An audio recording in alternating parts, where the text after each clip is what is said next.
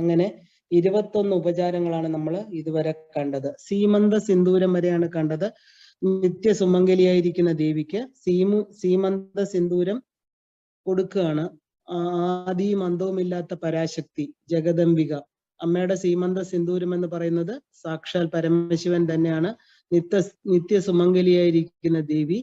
സിന്ദൂരം എന്ന് പറയുമ്പോൾ 36 തത്വങ്ങൾ അടങ്ങിയിരിക്കുന്നു. രജോ ഗുണത്തെ കാണിക്കുന്നു. പ്രപഞ്ച നിർമ്മാണത്തിനുള്ള കാമേശ്വരി കാമേശ്വരന്മാരായിട്ട് രണ്ടുപേരും നിത്യഹോതാക്കളായിട്ട് ചിന്താമണി ഗൃഹത്തിൽ ഇരിക്കുന്ന രൂപമാണ് ഇവിടെ കാണിക്കുന്നത്. ഇപ്പൊ സീമന്ത സിന്ദൂരം. അടുത്തത് നമ്മൾ കൊടുക്കാൻ പോകുന്നത് തിലകരത്നം. തിലകരത്നം സീമന്ത സിന്ദൂരം കഴിഞ്ഞ് നെറ്റിയുടെ നേരെ താഴെയായിട്ട് വരുന്ന ഭാഗമാണ്. അവിടെ ദേവിക്ക് തിലകരത്നം. ഇപ്പൊ വകഞ്ഞ ഭാഗത്തും നെറ്റിയിലും പൊട്ടിടുക. സ്ത്രീകളെല്ലാം ഇടുന്ന പോലെ തന്നെയാണ് നമ്മൾ ദേവിക്ക് കൊടുക്കുന്നത്. ഇപ്പൊ തിലകരത്നം എന്ന് പറഞ്ഞാല് ശരിക്കും പറഞ്ഞാല് മൂന്നാമത്തെ തൃക്കണ്ണ്, ഭ്രൂമധ്യം. എല്ലാവരും പൊട്ടിടുന്നത് ഭ്രൂമധ്യത്തിലാണ്. അപ്പൊ ദേവിയും അതുപോലെ തന്നെ പൊട്ട് നമ്മൾ കൊടുക്കുകയാണ് ദേവിക്ക്. ശരിക്കും പറഞ്ഞാൽ തിലകരത്നം എന്ന് പറഞ്ഞാല് രത്നം ഒരു പ്രത്യേക തരത്തിലുള്ള രത്നമാണ്. അപ്പൊ ആ ഒരു ജുവൽ, അതൊരു ആഭരണമാണ്. ഇപ്പൊ ദേവിയുടെ മൂന്നാമത്തെ തൃക്കണ്ണിനെ മറച്ചു കൊണ്ട് കൊടുക്കുന്ന തിലകരത്നം. അപ്പോ ഇതിനകത്ത് നമ്മള് പഞ്ചദശി മന്ത്രത്തെ അടിസ്ഥാനപ്പെടുത്തി പറയുകയാണെങ്കിൽ ടോട്ടൽ ആയിട്ടുള്ള രശ്മികൾ, അതായത് മൂന്നാമത്തെ കൂടത്തില് വിശുദ്ധി, ആജ്ഞ, ഇതാണ് നമുക്ക് ഈ 3 കൂടങ്ങളാണ് നമുക്കറിയാം പഞ്ചദശി മന്ത്രത്തിന്റെ. വാഗ്ഭവകൂടം, കാമരാജകൂടം, മധ്യകൂടം. അപ്പൊ ഈ ടോട്ടാലിറ്റിയിൽ വരുന്ന മൂന്നാമത്തെ കൂടം മന്ത്രസാധനയിൽ വരുമ്പോൾ വാഗ്ഭവകൂടം എന്ന് പറയുന്നത് താഴെ നിന്ന് മേളിലോട്ടാണ്. അപ്പൊ മുകളിൽ വരുമ്പോ ആ ഒരു ശക്തികൂടം, എല്ലാ രശ്മികളും വന്ന് ലയിക്കുന്ന സ്ഥലം. പഞ്ചദശി മന്ത്രത്തിന്റെ ആ ഒരു 15 അക്ഷരങ്ങളുടെ സമ്മേളനമാണ് മൂന്നാമത്തെ കൂടത്തിലെ വിശുദ്ധി അല്ലെങ്കിൽ ആജ്ഞ. അപ്പോ ആജ്ഞയിൽ എന്താണ് സംഭവിക്കുന്നത്? നമ്മള് പ്രപഞ്ചമായിട്ട് പരിണമിച്ചു കഴിയുമ്പോൾ ജീവബോധം, അപ്പൊ ആ ജീവബോധം ഞാൻ എന്നുള്ള ഒരു പ്രത്യേക ഭാവത്തില് അഹങ്കാരത്തിന്റെ രൂപത്തില് നമ്മുടെ എല്ലാ ജീവികളിലും, പ്രത്യേകിച്ച് മനുഷ്യനില് ഞാൻ എന്ന് പറയുന്ന പ്രപഞ്ച സ്വരൂപത്തില് ഞാൻ എന്ന് പറയുന്ന വ്യക്തിഗത ശരീരം, അതായത് ഈ പിണ്ടാണ്ടം, അത് ഞാനാണ് എന്നുള്ള ജീവബോധം. എന്ത് പറഞ്ഞാലും ഞാന്, എന്റേത്, എനിക്കുള്ളത്, അല്ലെ? അപ്പൊ ആ ഐഡന്റിറ്റി, ആ ഞാനെന്ന് പറയുന്ന ഐഡന്റിറ്റി, ജീവബോധം പ്രപഞ്ചബോധവുമായി പരിണമിക്കുന്ന സ്ഥലത്തെയാണ് നമ്മള് ഭ്രൂകുടി അല്ലെങ്കിൽ പുരിക മധ്യം. സാധാരണഗതിയിൽ നമുക്കറിയാം ഇട, പിങ്കള, നാഡി, സുഷുമ്ന, 3 നാഡികള്. അതിനെ നമ്മള് ആ ഒരു 3 നദികളുടെ ഉത്ഭവമായിട്ട് മൂലാധാരത്തിൽ നിന്ന് പറയണു. അത് 3 നദികളും ചേരുന്നത്, അതായത് യുക്ത ത്രിവേണി മുക്ത ത്രിവേണിയായിട്ട് തീരുന്നത് ഭ്രൂമധ്യത്തിലാണ്. അപ്പോ നമ്മുടെ സ്വന്തം ഐഡന്റിറ്റി ഇല്ലാതാകുന്നു. അതായത് ജീവബോധം പ്രപഞ്ചബോധമായിട്ട് പരിണമിക്കണു, ഞാൻ എന്ന സത്യം. അപ്പൊ അത് അതിലൂടെ എന്തായി? ഞാൻ ആരാണ്? ഇതുവരെ ഞാൻ ആരാണെന്നാണ് വിചാരിച്ചിരുന്നത്? ഞാൻ ഈ ശരീരമാണ്, ഈ ശരീരവുമായിട്ട് ബന്ധപ്പെട്ട വസ്തുക്കളാണ് എന്ന് വിചാരിച്ചിരുന്ന ഞാൻ ഇപ്പൊ യഥാർത്ഥ സ്വസ്വരൂപ ദർശനം അവിടെ ഉണ്ടായി. ഞാൻ എന്ന സത്യത്തെ, തന്റെ സ്വരൂപത്തെ മനസ്സിലാക്കി. അപ്പൊ അതിലൂടെ എന്തായി? ആ ജ്ഞാനം അറിവായിട്ട് ഒരു പ്രകാശമുള്ള രത്നമായിട്ട് തീർന്നു. അതിനെയാണ് ജ്ഞാനക്കണ്ണ് എന്ന് പറയുന്നത്. ജ്ഞാനം പ്രകാശിച്ചു. എവിടെ? എപ്പോഴാണോ ശരീരമാകുന്ന പ്രകൃതിയിൽ നിന്ന് മോചനം വന്നു, അതിനകത്ത് പ്രവർത്തിക്കുന്ന ആത്മാവിനെ തിരിച്ചറിഞ്ഞപ്പോ അതൊരു പ്രത്യേകതരം അറിവായിട്ട് മാറി. അതിനെയാണ് നമ്മൾ ജ്ഞാനക്കണ്ണ് എന്ന് പറയുന്നത്, തേർഡ് ഐ എന്ന് പറയും. നമ്മളെ ലളിതാ സഹസ്രനാമത്തിൽ തന്നെ മുഖചന്ദ്ര കളങ്കാഭ മൃഗനാഭി വിശേഷകായി നമ. അപ്പൊ ദേവിക്ക് എന്താണ്? ചന്ദ്രനിൽ ഒരു ചെറിയ കളങ്കം പോലെ ദേവിയുടെ തിരുനെറ്റിയിൽ ഒരു തിലകം ശോഭിക്കുന്നു എന്ന് പറയുന്നുണ്ട്, അല്ലെ? അപ്പൊ ആ ദേവിയുടെ ആ വെളുത്ത അതിസൗന്ദര്യമുള്ള മുഖത്ത്, അഷ്ടമി ചന്ദ്രനെ പോലെയുള്ള നെറ്റിയില് ഒരു കറുത്ത തിലകം. അതെന്താണ്? ഒരു എന്താ പറയുക, ഒരു കളങ്കം പോലെ, ചന്ദ്രനിലെ കളങ്കം പോലെ അതിങ്ങനെ തിളങ്ങുകയാണ്. ഇവിടെ പറയണു ദേവിക്ക് നമ്മൾ കൊടുക്കുന്ന എന്താണ്? തിലക രത്നമാണ്. അവിടെ ഒരു രത്നം വച്ച്, ഒരു പൊട്ടിന് പകരം ഒരു രത്നമാണ് അവിടെ കൊടുക്കുന്നത്. അപ്പൊ തിരുനെറ്റിയില് ഈ രത്നം എന്താണ്? ശോഭിക്കുന്നു, അത്യധികം ശോഭയോടുകൂടി ഇരിക്കുന്നു. ഒരു വ്യക്തിക്ക് തന്റെ യഥാർത്ഥ സ്വരൂപത്തെ അറിയുന്ന അറിവ് തന്നെയാണ് ഏറ്റവും പരമമായിട്ടുള്ള അറിവ്. ആ അറിവ് വരുമ്പോ അവൻ എന്താണ്? സാധാരണ വ്യക്തികളിൽ നിന്ന് അവൻ വ്യത്യസ്തനാണ്. ഒരിക്കലും നമുക്ക് പിന്നെ അവരെ സാധാരണ, അതാണ് യോഗികള് ഋഷിമുനിമാരൊക്കെ, നമുക്കവരെ സാധാരണ ഒരു വ്യക്തി എന്ന് പറയാൻ പറ്റില്ല. അപ്പോ ആ ശോഭയുള്ള രത്നം അതാണ് ദേവിക്ക് സമർപ്പിക്കുന്നത്. ഈ രത്ന സമർപ്പണത്തിലൂടെ നമ്മൾ നമ്മുടെ സ്വയം നമ്മളെ തിരിച്ചറിയുകയാണ്. എന്താണോ ശ്രീവിദ്യ എന്ന് പറയുന്ന മഹാവിദ്യ അല്ലെങ്കിൽ ബ്രഹ്മവിദ്യ, അതിന്റെ ലക്ഷ്യത്തിലേക്ക് സാധകൻ അടുത്തുകൊണ്ടിരിക്കുകയാണ്. അപ്പൊ ആ ഭ്രൂമത്യത്തിൽ കൊടുക്കുന്ന പൊട്ട്, ആ പൊട്ടിലൂടെ നമുക്ക് നമ്മുടെ സ്വസ്വരൂപത്തെ, ദേവി അത് മറച്ചു വെച്ചിരിക്കുകയാണ്. ശിവനും 3-ാം തൃക്കണ്ണുണ്ട്, 2 പേർക്കും 3 കണ്ണുകളാണുള്ളത്. അപ്പൊ ത്രയംബകം, ത്രംബകം എന്നാ പറയുന്നത് 3-ാമത്തെ കണ്ണ്. യജാമഹേ സുഗന്ധിം പുഷ്ടിവർദ്ധനം ഉർവാരുകമിവ ബന്ധനാത് മൃത്യോർമുക്ഷീയ മാ അമൃതാത്. എന്താണ്? ഒരു വെള്ളരിക്ക പാകമായിട്ട് അതിന്റെ വള്ളിയിൽ നിന്ന് വീണു പോകുന്ന പോലെ നമ്മൾ അറിവ് കൊണ്ട് നമ്മുടെ സ്വസ്വരൂപത്തെ ദർശിക്കുകയാണ് അവിടെ. അപ്പൊ എന്താണ് ശരീരമാകുന്ന വെള്ളരി? അപ്പൊ ഈ വെള്ളരി എന്തായിരുന്നു? ഇതുവരെ പലതിലും പടർന്നുകൊണ്ടിരുന്നു അല്ലെ, എന്റേത് എന്റേത് എന്റേതെന്ന്. ഇപ്പൊ എന്തായി? ആ സ്വരൂപം അറിഞ്ഞപ്പോ അത് പതുക്കെ വിട്ടുപോകാൻ തുടങ്ങി. ആ വള്ളിയിൽ നിന്ന് സ്വയം അടർന്നു വീഴാൻ തുടങ്ങി. അപ്പോ നമുക്ക് ശരീരബോധത്തിൽ നിന്ന് നമ്മൾ കുറച്ച് വിട്ടുവന്നു. ശരിക്കും ഈ ഖണ്ഡം എന്ന് പറയുന്നത് നമ്മളെ സോമഖണ്ഡം എന്നാ പറയുന്നത്. നമുക്കറിയാം നമ്മുടെ ശരീരത്തിൽ 3 ഖണ്ഡങ്ങളുണ്ട്. ആഗ്നേയഖണ്ഡം, സൗരഖണ്ഡം, സോമഖണ്ഡം. ഇതിൽ 3-ാമത്തെ തലത്ത് നെറ്റി എന്ന് പറയുമ്പോൾ ലലാടമാണ്. ലലാടത്തിൽ നിന്ന് സഹസ്രാരം. ഈ സോമഖണ്ഡം എന്നറിയപ്പെടുന്ന 3-ാമത്തെ കൂടം, അവിടെയാണ് സകല ഹ്രീം എന്ന മന്ത്രം. എപ്പോഴും ബാഹ്യമായിട്ടുള്ള ശരീരവും മന്ത്രശരീരവും തമ്മിൽ വ്യത്യാസമുണ്ട്. അപ്പൊ മന്ത്രശരീരത്തിലെ 3-ാമത്തെ കൂടം ഏതാണ്? സകല ഹ്രീമാണ് അല്ലെ. അപ്പൊ ശിവന്റെ ത്രയംബക മന്ത്രം ഇവിടെ ചേർക്കാം. അപ്പൊ മന്ത്രങ്ങളാണ് ഓരോ ആഭരണങ്ങളെന്ന് നമ്മൾ പറഞ്ഞു അല്ലെ. അപ്പൊ ഈ പഞ്ചദശി ശ്രീമന്ത സിന്ദൂരം എന്താണ്? പഞ്ചദശി മന്ത്രമാണ്. തിലകരത്നം എന്ന് പറയുന്നത് എന്താണ്? ത്രയംബകം എന്ന് പറയുന്ന, ശരിക്കും പറഞ്ഞ ആ ഒരു ത്രയംബക മന്ത്രം, അതായത് മൃത്യുഞ്ജയ മന്ത്രം. മൃത്യുവിനെ ജയിച്ചു, അമൃതത്വത്തെ അറിഞ്ഞു, നാശമില്ലാത്ത വസ്തുവിനെ അറിഞ്ഞിരിക്കുന്ന സ്ഥലം. അപ്പൊ ദേവിക്ക് തിലകരത്ന സമർപ്പണത്തിലൂടെ സാധകൻ എന്താണ്? ആരാണ് ദേവി? ദേവി എവിടെ ഇരിക്കുന്നു? എന്താണ് എന്റെ ലക്ഷ്യം? ഇങ്ങനെയുള്ള പരമമായിരിക്കുന്ന ബോധത്തെക്കുറിച്ചുള്ള അറിവ് അവന് കിട്ടുകയാണ്. അങ്ങനെ അവന്റെ ആ ഒരു ഉൾക്കണ്ണ്, അകക്കണ്ണ് തുറക്കുകയും ജ്ഞാനക്കണ്ണ് തുറക്കുകയും അവിടെ രത്നത്തെ പോലെ പ്രകാശിക്കുകയും ചെയ്യുകയാണ്. അപ്പൊ ആ ഒരു സാധകൻ അവന്റെ ലക്ഷ്യത്തിലേക്ക് അടുത്തുകൊണ്ടിരിക്കണമെന്ന് കാണിക്കുകയാണത്.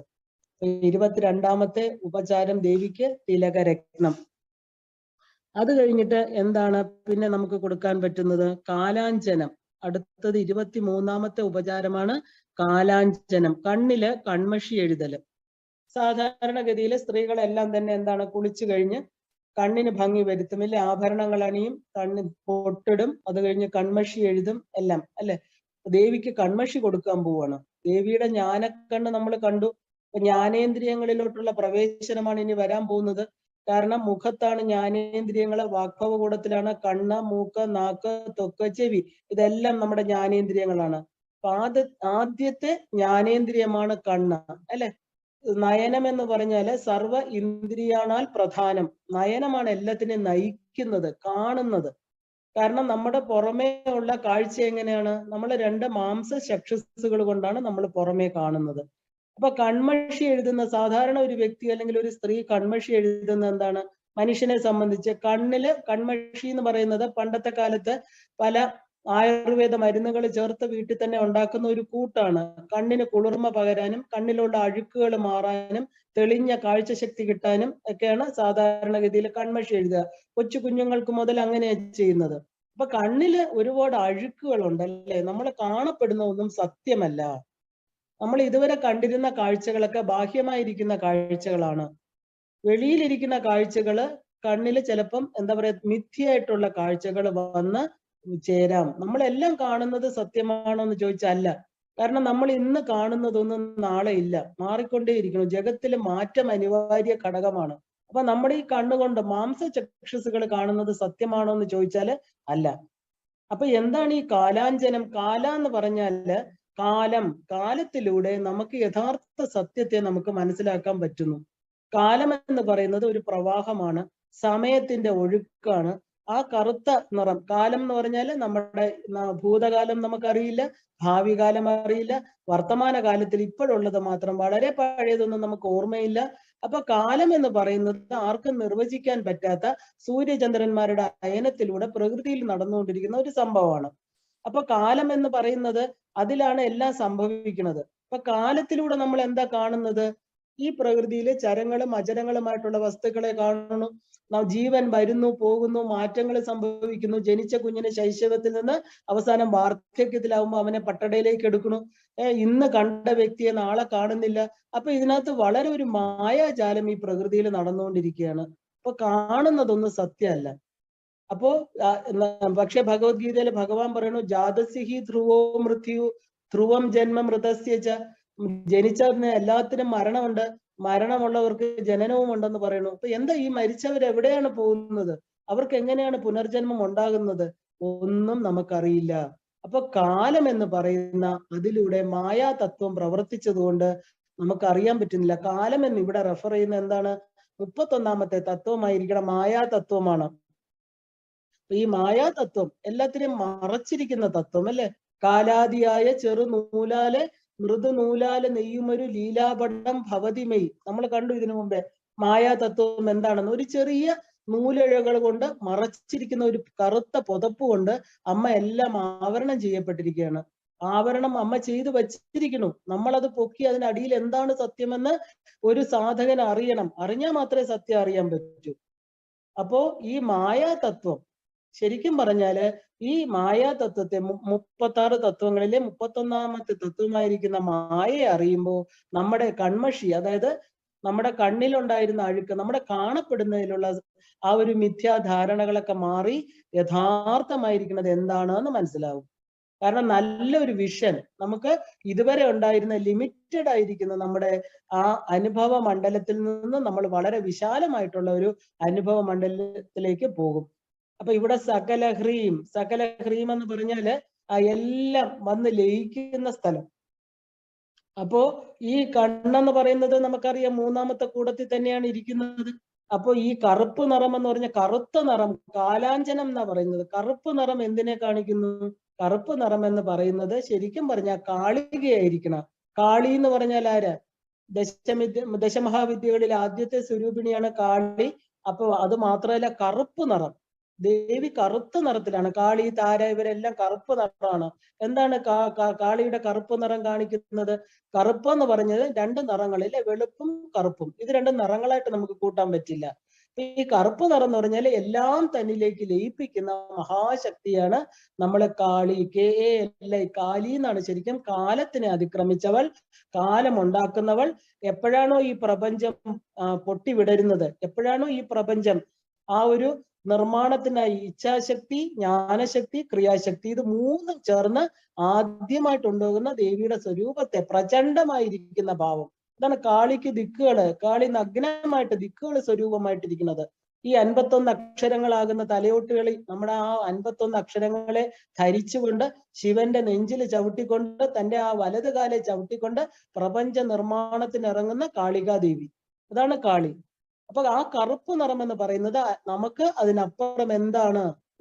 അമ്മയാണ് ഇതെല്ലാം ഉണ്ടാക്കുന്നത്. അപ്പൊ അമ്മയ്ക്ക് മാത്രമേ അത് അറിയാൻ സാധിക്കൂ. നമ്മുടെ ഫ്യൂച്ചറും നമ്മുടെ പാസ്റ്റും. ഇപ്പൊ പ്രസന്റ് ഇപ്പൊ ജീവിക്കുന്ന നിമിഷം മാത്രമേ നമ്മുടെ സ്വന്തമായിട്ടുള്ളൂ. നമുക്ക് പാസ്റ്റ് എല്ലാം ഒന്നും ഓർക്കാൻ പറ്റില്ല. ഇനി ഫ്യൂച്ചറിനെ കുറിച്ചും ഒന്നും അറിയില്ല. അപ്പൊ ദേവിക്ക് കാലാഞ്ജനം കൊടുക്കുമ്പോ എന്താ നമുക്ക് നമ്മൾ സമർപ്പിക്കുന്നത്? അമ്മ, ഈ പ്രപഞ്ചത്തിൽ ഞാൻ വന്നു ചേർന്നു. ഞാനൊരു വെറും കുറച്ച് കാലത്തേക്കുള്ള ഒരു എൻറ്റിറ്റിയാണ്, എനിക്കറിയില്ല ഒന്നും.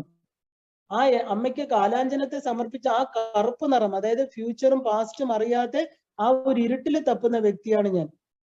എനിക്ക് ഒരു ക്ലിയർ വിഷൻ തരൂ, എന്റെ കണ്ണിലുള്ള അഴുക്കുകളൊക്കെ മാറ്റൂ. ഒരു ധൂമ്രലോചനനെ കുറിച്ച് നമ്മൾ കണ്ടു അല്ലെ ദേവി മഹാത്മ്യത്തില്? ആ ഒരു പുകമറ, യഥാർത്ഥ സത്യത്തെ എനിക്ക് അറിയാൻ പറ്റുന്നില്ല, ആ സത്യത്തെ എനിക്ക് കാണിച്ചു തരൂ. ശരിക്കും ഹിരൺമയേന പാത്രേന, അമ്മ മറച്ചു വെച്ചിരിക്കുന്ന ആ സത്യം. അമ്മയുടെ ചിന്താമണി ഗൃഹത്തിൽ പ്രവേശിക്കുമ്പോൾ മായാ തത്വമാകുന്ന ഒരു നനുത്ത യവനികയിട്ട് അമ്മയും കാമേശ്വരനും ഇരിക്കുന്ന ആ ഒരു എന്താ പറയാ ബിന്ദു മണ്ഡലത്തിൽ എനിക്ക് പ്രവേശനം ഇല്ല. കാരണം 36 തത്വങ്ങളെ ഞാൻ ഇതുവരെ അതിക്രമിച്ചിട്ടില്ല. അത് അതിക്രമിച്ച് കയറുമ്പോ അമ്മ ഈ മായയാകുന്ന യവനിക എനിക്ക് മാറ്റിത്തരൂ അമ്മ, എനിക്ക് കാണണം, എനിക്ക് അറിയണം, അനുഭവിക്കണം, അതായിട്ട് തീരണം. ഇതായിരിക്കണം ഒരു സാധകന് എന്താ പറയാ കാലാഞ്ജനം കൊടുക്കുമ്പോ ദേവിക്കുള്ള സമർപ്പണം. എനിക്ക് അതായിട്ട് തീരണം. എനിക്ക് അറിഞ്ഞിട്ട് തിരിച്ചുവരവ് വേണ്ട. കാരണം അത് കഴിഞ്ഞാൽ തിരിച്ചു പോക്കില്ല. എപ്പോഴാണോ ദേഹി ഇത് അറിഞ്ഞുകൊണ്ട് ദേഹത്തെ ഉപേക്ഷിക്കുന്നത്, അവന് പിന്നെ തിരിച്ച് ഈ ശരീരത്തിലേക്ക് വരേണ്ടി വരില്ല. അത് എനിക്ക് വേണം. എൻ്റെ അമ്മയുടെ പാദപത്മങ്ങളെ അറിയണം. ആ ശിവജ്ഞാന പ്രദായിനിയായിരിക്കണം. ആ ശിവനെ എനിക്ക് ശിവതത്വത്തെ അറിയണം. എനിക്ക് ഒന്നും അറിയില്ല അമ്മ ശിവതത്വത്തെ കുറിച്ച്. ശിവയായിരിക്കുന്ന ആ പരമശിവന്റെ ഉള്ളിലിരിക്കുന്ന മഹാശക്തിയായിരിക്കുന്ന അവിടുന്ന് വിചാരിച്ചാൽ മാത്രമേ എന്നെ ആ തലത്തിലേക്ക് എന്നെ ഉയർത്താൻ സാധിക്കുകയുള്ളൂ. എൻ്റെ കണ്ണ് എന്താ പറയാ, എൻ്റെ ഈ മാംസ ചക്ഷുസുകൾ കാണുന്നതൊന്നും മാറിക്കൊണ്ടിരിക്കുന്ന ഈ ജഗത്തിനെ മാത്രമാണ്. ഇവിടെ ഒന്നും ശാശ്വതമല്ല, ഇവിടെ ഒന്നും സത്യവുമല്ല. എനിക്ക് യഥാർത്ഥ സത്യത്തെ കാണിച്ചു തരൂ അമ്മ എന്നുള്ള ഒരു സമർപ്പണത്തോടു കൂടിയാണ് നമ്മൾ ദേവിക്ക് കാലാഞ്ജനം അമ്മയുടെ കണ്ണുകളിൽ കൊടുക്കുന്നത്. അമ്മയുടെ കണ്ണുകൾ ആരാണ്? സൂര്യനും ചന്ദ്രനുമാണ് അമ്മയുടെ കണ്ണുകൾ. അമ്മയുടെ മൂന്നാമത്തെ കണ്ണാണ് അഗ്നി എന്ന് പറയുന്ന നേത്രം. അപ്പൊ അമ്മയുടെ സൂര്യനും ചന്ദ്രനുമായിരിക്കുന്ന രണ്ട് കണ്ണുകള് ഉന്മേഷ നിമിഷോത്പന്ന വിപന്ന ഭുവനാവലി. അമ്മ കണ്ണ് തുറക്കുമ്പോ പ്രപഞ്ചം ഉണ്ടാകണു, കണ്ണടയ്ക്കുമ്പോ പ്രപഞ്ചം തിരിച്ചു ലയിക്കണു. അമ്മയുടെ ഈ സൂര്യചന്ദ്രന്മാരുള്ളത് കൊണ്ടാണ് ഈ പ്രപഞ്ചം നിൽക്കുന്നത്. അതാണ് പ്രാണശക്തിയായിട്ട് പർജന്യത്തിലൂടെ അന്നമായിട്ട് ഈ ശരീരമായിട്ട് ഓരോ ജീവികളും ഈ പ്രപഞ്ചത്തിൽ ഇരിക്കുന്നത്. അപ്പൊ അമ്മയുടെ കണ്ണെന്ന് പറയുമ്പോൾ എൻ്റെ പ്രാണശക്തിയാണ്, ഈ ഔഷധികളാണ്, ഈ പ്രപഞ്ചം ഉണ്ടായി നിൽക്കുന്ന പഞ്ചഭൂതാത്മകമായ പ്രപഞ്ചത്തിലെ പ്രാണശക്തിയാണ് സൂര്യൻ. അത് അമ്മയുടെ കണ്ണാണ്. പക്ഷെ ഇങ്ങനെ ബാഹ്യമായിട്ട് ഞാൻ എല്ലാം കണ്ടാലും എനിക്ക് ആന്തരികമായിട്ടുള്ള സത്യത്തെ അറിയാൻ പറ്റുന്നില്ല. ആ സത്യത്തെ എനിക്ക് കാണിച്ചു തരൂ എന്നുള്ള ആ ഒരു സങ്കല്പത്തോടു കൂടി നമുക്ക് അമ്മയ്ക്ക് കാലാഞ്ജനത്തെ സമർപ്പിക്കാം. അടുത്തത് എന്താണ്? കാലാഞ്ജനം. അടുത്തത് വാലിയുഗളം. രണ്ട് കാതിലും ആഭരണം. ജ്ഞാനേന്ദ്രിയങ്ങളിൽ ഇപ്പൊ എന്ത് കഴിഞ്ഞു? കണ്ണ് കഴിഞ്ഞു. രണ്ടാമത്തെ ജ്ഞാനേന്ദ്രിയമാണ് ചെവി എന്ന് പറയുന്നത്, അല്ലെ? നമ്മള് വൈദികമായിട്ടുള്ള പ്രാർത്ഥനകളിലെല്ലാം തന്നെ ഭദ്രം കർണേഭി ശൃണുയാമ ദേവാഹ, ഭദ്രമായിട്ടുള്ളത് കേൾക്കാൻ പറ്റട്ടെ, ഭദ്രം എന്താ പറയാ പശ്യേമ, എനിക്ക് കാണാൻ പറ്റട്ടെ, കേൾക്കാൻ പറ്റട്ടെ, പറയാൻ പറ്റട്ടെ. വേദമന്ത്രത്തില് ആദ്യം രാവിലെ എണീറ്റ പറയുന്ന മന്ത്രമാണ്. ഇല്ലെങ്കിൽ ഏത് സാധനങ്ങളും തുടങ്ങുമ്പോൾ ആദ്യം പറയുന്നത് എന്താ? എനിക്ക് ഭദ്രം. ഭദ്രം എന്ന് പറഞ്ഞാൽ എന്താ? ഭദ്രകാളി, ഭദ്രത്തെ തരുന്നത്, ഐശ്വര്യത്തെ തരുന്നത്, മംഗളകരമായിരിക്കുന്നത്, നല്ല കാര്യങ്ങൾ എനിക്ക് കേൾക്കാൻ സാധിക്കട്ടെ. അപ്പൊ ചെവി എന്ന് പറയുന്ന ഇന്ദ്രിയം എന്താണ്? കേൾവിയാണ്, കേൾവി ശക്തി. അത് എന്തിനെ റെപ്രസെന്റ് ചെയ്യുന്നു? ആകാശ തത്വത്തെ റെപ്രസെന്റ് ചെയ്യുന്നു, അല്ലെ? അപ്പോ ദേവിക്ക് എന്താണ് നമ്മൾ കൊടുക്കുന്നത്? വാലിയുഗളം. അതിനെ പറയുന്നത് ഒരു പ്രത്യേകതരം ആഭരണമാണ്. ഈ ചെവിയിൽ നിന്ന്, അതായത് അമ്മ കുണ്ടലങ്ങൾ അണിഞ്ഞിരിക്കണു. അമ്മയുടെ താടങ്ക മഹിമ നമുക്കറിയാം. ആ താടങ്കങ്ങളിൽ നിന്ന് മുകളിലോട്ട് ചെവിയുടെ പുറകിലോട്ട് വളഞ്ഞിരിക്കുന്ന രണ്ട് ആഭരണത്തെയാണ് നമ്മള് എന്താ പറയാ വാലിയുഗളം എന്ന് പറയുന്നത്. ശരിക്കും പറഞ്ഞാല് ചെവിയുടെ മുകൾ ഭാഗത്തോട്ട് ചോർന്നിരിക്കുന്നത്. സാധാരണഗതിയില് ലളിതാ ത്രിപുര സുന്ദരി അല്ലാതെ ഇപ്പൊ നമ്മള് ശ്യാമാദേവിയൊക്കെ നോക്കുകയാണെങ്കിൽ കദംബ പുഷ്പം വെച്ചിട്ടാണ് അത് ഉണ്ടാക്കിയിരിക്കുന്നത്. നമുക്ക് ആ പൂക്കളെ ഇങ്ങനെ കോർത്തിട്ട്, ശ്യാമാദേവി എല്ലാം നാച്ചുറൽ ആയിട്ടിരിക്കുന്ന പ്രകൃതിയിൽ നിന്നുള്ള പൂക്കളൊക്കെയാണ് അമ്മ ധരിക്കുന്നത്. അമ്മയുടെ ചെവിയില് കദംബ പുഷ്പം കൊണ്ടുണ്ടാക്കിയ ഒരു വാലിയുഗളത്തെ കാണാം. കാരണം ചെവിയുടെ മേളിൽ വെക്കുന്ന പുഷ്പങ്ങൾ കോർത്ത ഒരു ആഭരണം. അപ്പൊ ഇത് ശരിക്കും പറഞ്ഞാല് ഇത് 31ാമത്തെ തത്വമായിരിക്കുന്ന മായാ തത്വത്തെയാണ് കാണിക്കുന്നത്. കാരണം അതിലെ കേൾവിയാണ് കാണിക്കുന്നത്. 5 ഇന്ദ്രിയങ്ങൾ, ജ്ഞാനേന്ദ്രിയങ്ങൾ എന്ന് പറയുന്ന 5 ഇന്ദ്രിയങ്ങൾ 36 തത്വത്തിൽ നമുക്കറിയാം. ജ്ഞാനേന്ദ്രിയങ്ങള്, പഞ്ചഭൂതങ്ങള്, പഞ്ചതന്മാത്രകള്, ജ്ഞാനേന്ദ്രിയങ്ങള്, പിന്നെയാണ് കർമ്മേന്ദ്രിയങ്ങൾ വരുന്നത്, അല്ലെ? ജ്ഞാനം, ഈ പ്രകൃതിയെ കുറിച്ചുള്ള അറിവ് നമുക്ക് കിട്ടുന്നത് ജ്ഞാനേന്ദ്രിയങ്ങളിലൂടെയാണ്. അപ്പൊ ഇതിലും ഹിയറിംഗ് എന്നല്ല, കേൾവി എന്ന് പറയുന്നത് എന്താണ്? ലോകത്തെ മനസ്സിലാക്കുക. നമ്മൾ കണ്ണുകൊണ്ട് കാണുന്നു, ചെവി കൊണ്ട് കേൾക്കുന്നു, ഇല്ലേ? അപ്പൊ നമ്മൾ പറയും കേട്ടതിനെ എനിക്ക് വിശ്വസിക്കാതിരിക്കാൻ പറ്റില്ല. കേട്ടതെല്ലാം സത്യമാണോ? അല്ല. ഈ പ്രപഞ്ചം എന്ന് പറയുന്ന 99% കളവാണ്, 1% സത്യമുള്ളൂ. എന്താണ് സത്യം? അമ്മയെ കുറിച്ച് പറയുന്ന മാത്രമേ ഉള്ളൂ സത്യം. ബാക്കിയെല്ലാം മനുഷ്യരുടെ മനസ്സിലുണ്ടാകുന്ന കാൽപ്പനികമായിട്ടുള്ള വികാരങ്ങളെ ബേസ് ചെയ്ത് കഥകളാണ്. ഇപ്പൊ ഈവൻ നമ്മൾ പുരാണങ്ങൾ പറയുന്നു, ഇതിഹാസങ്ങൾ വായിക്കുന്നു. ഇതിലൊക്കെ എന്താ? നമ്മുടെ ശ്രദ്ധയെ, നമ്മുടെ ആ ഒരു ചിന്തയെ ഈശ്വരനിലോട്ട് തിരിക്കാനാണ് ഇതെല്ലാം. അപ്പൊ നമ്മൾ കേൾവി എന്ന് പറയുന്നത് ഏറ്റവും പ്രധാനപ്പെട്ടതാണ്. നല്ലത് കേൾക്കുക. നല്ലത് കേട്ടെങ്കിലേ മനസ്സ്, ഇതെല്ലാം കേൾക്കുന്നതും കാണുന്നതും എല്ലാം ഇവിടെ ഇന്നലെ നമ്മൾ കണ്ടു. ഈ ശരീരം എന്ന് പറയുന്നത് മഹാഭൂതമായിരിക്കുന്ന ത്വക്കാണ്. ആ ഈ ചെവിക്ക് കേൾവി ശക്തി ഇല്ലെങ്കിൽ അത് വെറും ഒരു തൊലി കഷ്ണം മാത്രമേ ഉള്ളൂ. കണ്ണിന് കാഴ്ച ശക്തി ഇല്ലെങ്കിൽ വെറും ഒരു കണ്ണ് അടയുകയും എന്താ പറയാ തുറക്കുകയും ചെയ്യുന്ന വെറും ഒരു തൊലിയാണ് അവിടെ. അപ്പൊ ഇതിനകത്ത് ഈ ശക്തി കൊടുക്കുന്നത് ആരാണ്? ചിന്തിച്ചു നോക്കൂ. ഇതെല്ലാം പോയി ചേരുന്നത് അകത്തൊരു സ്ഥലത്താണ്. കണ്ണിലൂടെ കാണുന്നതും ചെവിയിലൂടെ കേൾക്കുന്നതും മണക്കുന്നതും എല്ലാം നമുക്ക് അതിനെ വേർതിരിച്ചറിയാനുള്ള ശക്തി കൊടുക്കുന്നത് എവിടെയാ? ആദ്യം ചെന്ന് വീഴുന്ന അറയാണ് മനസ്സ്. അത് മനസ്സിലാണ് ചെന്ന് പതിക്കുക. ആ മനസ്സിന് അത് വേർതിരിച്ചറിയാനുള്ള ആ ശക്തി ബോധമായിട്ടിരിക്കുന്ന ആരാ? നമ്മുടെ പരമാത്മാ ശക്തിയാണ് അല്ലെ? ആത്മശക്തി. ബോധമില്ലെങ്കിൽ നമുക്ക് ഇത് വല്ലതും അറിയാൻ പറ്റുമോ? എന്ത് മണത്തവും നമുക്കറിയില്ല. മൂക്കിന് ഇപ്പൊ കൊറോണ വന്നപ്പോ കുറെ പേർക്ക് മൂക്കിന്റെ ശക്തി പോയി. അപ്പൊ അവർക്ക് എന്താ? എല്ലാം ഒരുപോലെ ഇരിക്കും ഇല്ലേ? അതുപോലെ കണ്ണിന്റെ ശക്തി കാണാൻ പറ്റിയില്ലെങ്കിൽ നമുക്ക് എന്തെങ്കിലും ഉണ്ടോ വ്യത്യാസം? നിറങ്ങളുണ്ടോ? 7 വർണ്ണങ്ങളുണ്ടോ? അതുപോലെ കേൾവി ശക്തി. ഇതെല്ലാം പുറത്തുനിന്ന് വന്ന് നേരെ അകത്ത് പോകുന്നത് എവിടെയാണ്? മനസ്സെന്ന് പറയുന്ന അറയിലാണ്.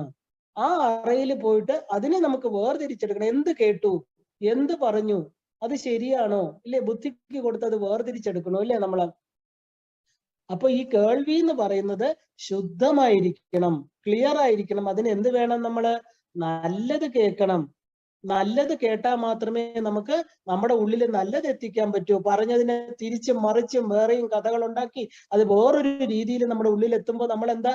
പൊല്യൂട്ടഡ് ആവും. നമ്മുടെ മനസ്സ് ഒരാളെ കുറിച്ച് തന്നെ ഒരു നല്ല അഭിപ്രായം പറയുകയാണെങ്കിൽ അത് നമ്മൾ കേൾക്കണത് ചിലപ്പോൾ നല്ലതായിരിക്കാം, പക്ഷെ നമ്മൾ അവരോട് പറയുന്നതോ വളരെ മോശമായിട്ടായിരിക്കും അല്ലെ? ഉടനെ നമ്മുടെ മനസ്സ് എന്തായി? ഓ, ഇല്ലെങ്കിൽ നമ്മളെ കുറിച്ച് എല്ലാം എന്നെയാണല്ലോ, ഞാനെന്ന് പറയുന്ന വ്യക്തിബോധത്തെ തൊട്ട് കഴിയുമ്പോൾ നമ്മൾ അവരോട് വിദ്വേഷമായി.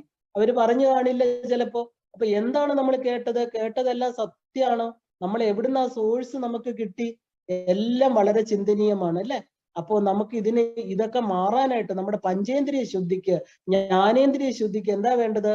നല്ല സത്സംഗങ്ങള്, ഈശ്വരനെ പുകഴ്ത്തുന്നത്, നാമസ്മരണ, നാമസങ്കീർത്തനം, സ്തോത്രങ്ങള്, പുരാണ പാരായണങ്ങള്, ഇതെല്ലാം കേൾക്കുമ്പോ നമ്മുടെ ശ്രുതി, അതായത് കേൾക്കുന്നത് ശുദ്ധമായിരിക്കുക.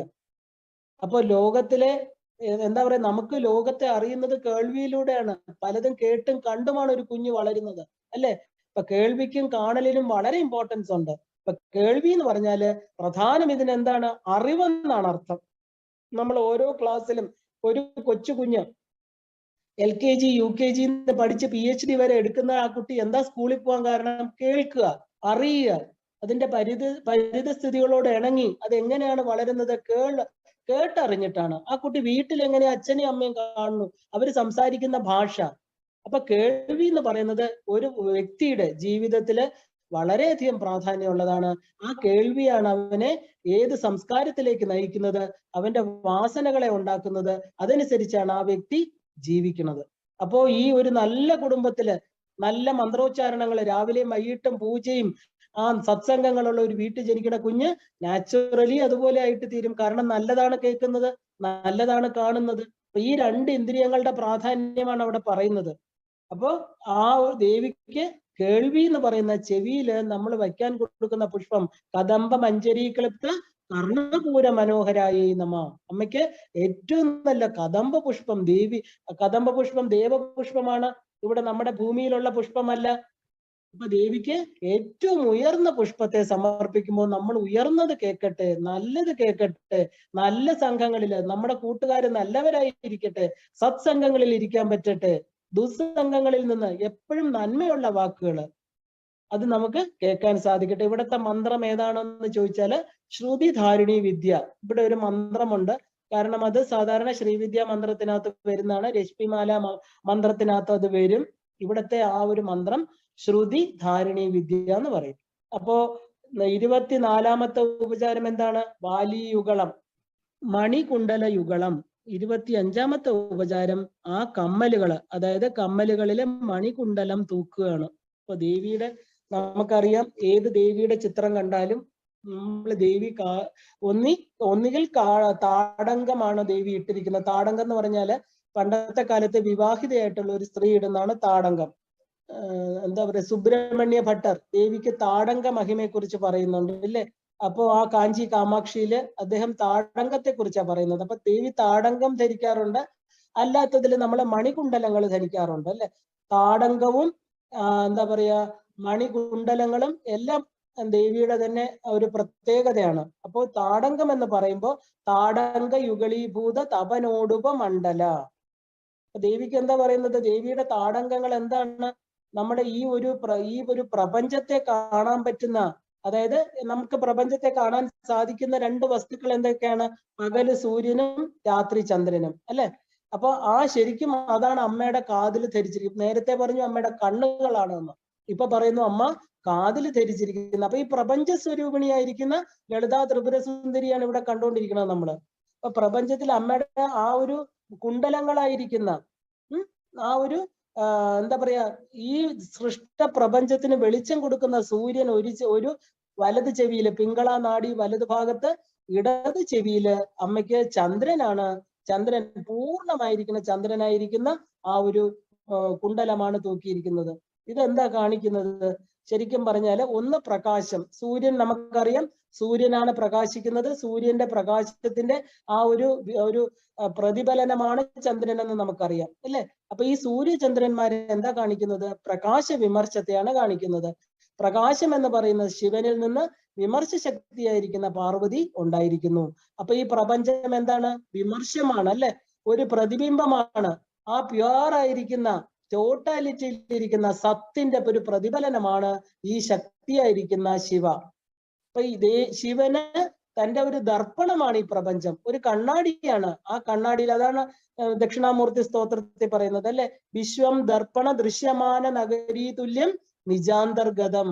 എല്ലാവരുടെയും ഉള്ളില് ഈ വിശ്വത്തെ എന്താണ് കാണിച്ചു തരുന്നു, ശിവന് കാണിച്ചു കൊടുക്കുക. നമ്മുടെ ഉള്ളിലിരിക്കുന്ന ബോധത്തെയാണ് നമ്മൾ ശിവൻ എന്ന് പറയുന്നത്. ഈ പ്രകാശ ശക്തിയായിരിക്കുന്ന ദേവി 36 തത്വങ്ങളിലൂടെ വിമർശ സ്വരൂപിണിയായിട്ട് ഈ കാണുന്നതിനെയൊക്കെ പ്രതിബിംബിച്ച് ശിവന് താൻ ആരാണെന്ന് മനസ്സിലാക്കി കൊടുക്കുന്ന വിമർശ ശക്തിയാണ് ദേവി. അപ്പൊ ഒന്ന് ദേവിയുടെ ഒരു കാതിൽ അണിഞ്ഞിരിക്കുന്നത് പ്രകാശമായിരിക്കുന്ന സൂര്യനെയും, ഒരു കാതിൽ അണിഞ്ഞിരിക്കുന്നത് എന്താ? വിമർശ സ്വരൂപമായിരിക്കുന്ന ചന്ദ്രനെയും. അപ്പൊ പ്രകാശ ശിവശക്തി, അപ്പൊ ഇതിനെയാണ് നമ്മള് ശിവശക്തി സംയോഗം എന്ന് പറയുന്നത്. ശിവനും ശക്തിയും സെപ്പറേറ്റ് അല്ല. ശിവനും ശക്തിയും ഒന്നിന്റെ പ്രകാശം, ഒന്നിന്റെ വിമർശവുമാണ്. ഇവര് രണ്ടുപേരും ഇൻസെപ്പറബിൾ ആണ്. അപ്പൊ ഇതെന്താ ശരിക്കും ഇവിടെ കാണിക്കും? വേറൊരെണ്ണം തത്വം എടുക്കുകയാണെങ്കിൽ ആകാശ തത്വം, അതായത് ശബ്ദ തത്വം. ഇത് ശരിക്കും പറഞ്ഞാൽ ശബ്ദം എന്ന് പറഞ്ഞാൽ കേൾവി, അല്ലേ? നമ്മൾ പഠിക്കുകയാണ് അവിടെ. ഈ ദൃശ്യപ്രപഞ്ചം, ഈ ദൃശ്യപ്രപഞ്ചത്തെ നമ്മൾ എങ്ങനെയാണ് മനസ്സിലാകുന്നത്? ഇതിനകത്തിരിക്കുന്ന ആ ഒരു 36 തത്വങ്ങളെ നമ്മൾ എങ്ങനെ മനസ്സിലാകും? ഈ 36 തത്വങ്ങളാണ് പഞ്ചദശി മന്ത്രത്തിന്റെ 15 അക്ഷരങ്ങളായിട്ടിരിക്കുന്നത്. ഈ അഗ്നിമണ്ഡലം, സൂര്യമണ്ഡലം, സോമമണ്ഡലമായിരിക്കുന്ന വ്യക്തിഗത ശരീരത്തിൽ 3 മണ്ഡലത്തോട് കൂടിയിരിക്കുന്ന അതേ ദേവി പ്രപഞ്ച സ്വരൂപിണിയായിട്ട് പഞ്ചദശി മന്ത്ര ശ്രീചക്രത്തിന്റെ ആ എല്ലാ കൂടങ്ങളെയും 9 ആവരണങ്ങളെയും കവർ ചെയ്തിരിക്കുന്ന ആ 15 തിഥിദേവതമാരായിരിക്കുന്ന 15 അക്ഷരങ്ങള്. അതിൽ നിന്നാണ് ഈ സൃഷ്ട പ്രപഞ്ചം വിരിഞ്ഞു വരുന്നത്. ബിന്ദുവിൽ നിന്ന് നാദം, നാദത്തിൽ നിന്ന് ത്രികോണം, ത്രികോണത്തിൽ നിന്ന് അഷ്ടകോണം, അഷ്ടകോണത്തിൽ നിന്ന് അന്തർദശാരം, ബഹിർദശാരം, ആ ഒരു എന്താ പറയാ ഷോഡശദള പത്മം, അഷ്ടദള പത്മം. അവിടെ നിന്ന് നമ്മൾ ഇരിക്കുന്ന ഭൂമി, അതാണ് ബിന്ദു ത്രികോണ വസുകോണ ദശാരയുഗ്മം. അപ്പൊ ഈ പ്രപഞ്ചം എവിടെ നിന്നാണ് വരുന്നതെന്ന് ചോദിച്ചാൽ ബിന്ദുവിൽ നിന്ന്, ശിവശക്തിയിൽ നിന്ന്. അപ്പൊ ആകാശ തത്വത്തിൽ നിന്ന് ശബ്ദ തത്വം വരുന്നു. ആ ഒരു ദൃശ്യ പ്രപഞ്ചത്തെ നമുക്ക് മനസ്സിലാക്കണമെങ്കിൽ എന്ത് വേണം? നമ്മൾ കേൾക്കണം, കാണണം, അറിയണം. അപ്പൊ ഈ മൂലമന്ത്രം 15 അക്ഷരമുള്ള ഈ പഞ്ചദശാക്ഷരി മന്ത്രത്തെ അറിഞ്ഞാല് അറിവ് മാത്രമല്ല, അത് നമുക്ക് എക്സ്പീരിയൻസ് ചെയ്യാൻ കൂടെ സാധിക്കും. എന്നാൽ മാത്രമേ ഈ സൂര്യനും ചന്ദ്രനെയും നവഗ്രഹങ്ങളെയും അനേക കോടി നക്ഷത്രങ്ങളും തിളങ്ങി നിൽക്കുന്ന ഈ ആകാശത്തെ നമുക്ക് അറിയാൻ പറ്റൂ. ഈ ആകാശം അല്ലെങ്കിൽ സ്കൈ എന്ന് പറയുന്ന നീല നിറത്തിലുള്ളത് യഥാർത്ഥത്തിൽ ആ ആകാശം അല്ല പറയുന്നത്. അത് നമുക്ക് അവിടെ ചെല്ലുന്തോറും അത് ഇല്ലാതായി തീരുകയാണ്. ഈ സൂര്യനും ചന്ദ്രനും നക്ഷത്ര മണ്ഡലങ്ങളും ഗോളങ്ങളും നവഗ്രഹങ്ങളും ഒക്കെ എവിടെയാ നിൽക്കുന്നത്? നക്ഷത്ര തിഥി ഗണേശ രാശി സ്വരൂപിണിയായിരിക്കുന്ന ദേവിയിലാണ്. ദേവിയാണ് ഈ 36 തത്വമായിരിക്കുന്ന പ്രപഞ്ചമായിട്ടിരിക്കുന്നത്. ദേവിയുടെ ശരീരത്തിലാണ് ഇതെല്ലാം ഇരിക്കുന്നത്. നമുക്ക് തോന്നുന്ന ഒരു നീല പടം പോലെ നമ്മുടെ മേളിൽ കാണുന്ന അത് വെറും ഒരു മേഘപടലാണ്. മേഘങ്ങൾ മാറിക്കൊണ്ടേയിരിക്കും. ഈ ആകാശം എവിടെയാണ്? സ്പേസ് എന്ന് പറയുന്ന ആകാശം ഒരു വ്യക്തിയുടെ ഉള്ളില് ദഹരാകാശം, നമ്മുടെ ആ ഒരു ഹൃദയ പത്മം, എല്ലാത്തിന്റെ ഉള്ളിലും സ്പേസ് ഉണ്ട്. സ്പേസിനെയാണ് ആകാശം എന്ന് പറയുന്നത്. അല്ലാതെ മോളിൽ കാണുന്ന ആകാശമല്ല. നമ്മള് ഈശ്വരനെ കാണിക്കുമ്പോൾ മോളിൽ ഒരാളിരുന്ന് നോക്കുന്നു എന്ന്. അവിടെയാണോ ആളിരിക്കുന്നത്? മോളിൽ, അതായത് നമ്മൾ മോളിലോട്ട് ചൂണ്ടിക്കാണിച്ചാ പറയുന്നത്. അതായത് ഉയർന്ന തലം എന്നർത്ഥം. മോളിലോട്ട് ചൂണ്ടുമ്പോ എവിടെയാ? സഹസ്രാര പത്മം. അപ്പൊ ഈ സ്പേസ് എന്ന് പറയുന്നത് പ്രപഞ്ചത്തെ, അതായത് 14 ലോകങ്ങളില് 7 ഊർധ്വ ലോകങ്ങളും 7 അധോ ലോകങ്ങളും അല്ലെ. സ്പേസ് എന്ന് പറയുന്നത് നമ്മുടെ ഉള്ളിലിരിക്കുന്ന ദഹരാകാശമാണ്. ആ ദഹരാകാശത്തില് ആ ഒരു ആത്മസ്വരൂപമായിരിക്കുന്ന ആ അഷ്ടദള പത്മത്തില് അവിടെ ഈ 12 ദളമുള്ള പത്മമുണ്ട്, അഷ്ടദള പത്മമുണ്ട്. നമ്മുടെ സ്പിരിച്വൽ ഹാർട്ട് എന്ന് പറയുന്ന വലതു ഭാഗത്തിരിക്കുന്ന അഷ്ടദള പത്മത്തില് അവിടെയാണ് ഹൃദയ ഗുഹ, അവിടെയാണ് ആത്മാവിന്റെ സ്ഥിതി, അവിടെയാണ് നിത്യമായിട്ട് കത്തുന്ന ജ്യോതി ഇരിക്കുന്നത്. ആ പ്രകാശം നമ്മുടെ ശരീരത്തിൽ ചൂടും നമ്മുടെ സ്പർശന ശക്തിയും വെളിച്ചവും പ്രകാശവും നമ്മൾ കണ്ണ് കാണുന്നതും ചെവി കേൾക്കുന്നതും ഒരു ഇലക്ട്രിക് ഒരു എന്താ പറയാ ഒരു നമ്മളെ എങ്ങനെയാണ് ഇലക്ട്രിസിറ്റിക്ക് ഒരു പ്ലഗ് കൊടുക്കുന്ന പോലെ നമ്മുടെ ശരീരത്തെ പ്രവർത്തിപ്പിക്കുന്ന ശക്തി അവിടെയാണ് ഇരിക്കുന്നത്. അത് വിട്ടുപോകുമ്പോഴാണ് ശരീരം തണുത്തു പോകുന്നത്. അപ്പൊ ഈ ഈശ്വരൻ എവിടെയാ ഇരിക്കുന്നത്? ഈശ്വരന്റെ ഒരു പൊടി, ഒരു സ്പാർക്ക് നമ്മുടെ ഉള്ളിലുണ്ട്. അതുകൊണ്ടാണ് നമ്മൾ ഈശ്വരനാണെന്ന് പറയുന്നത്.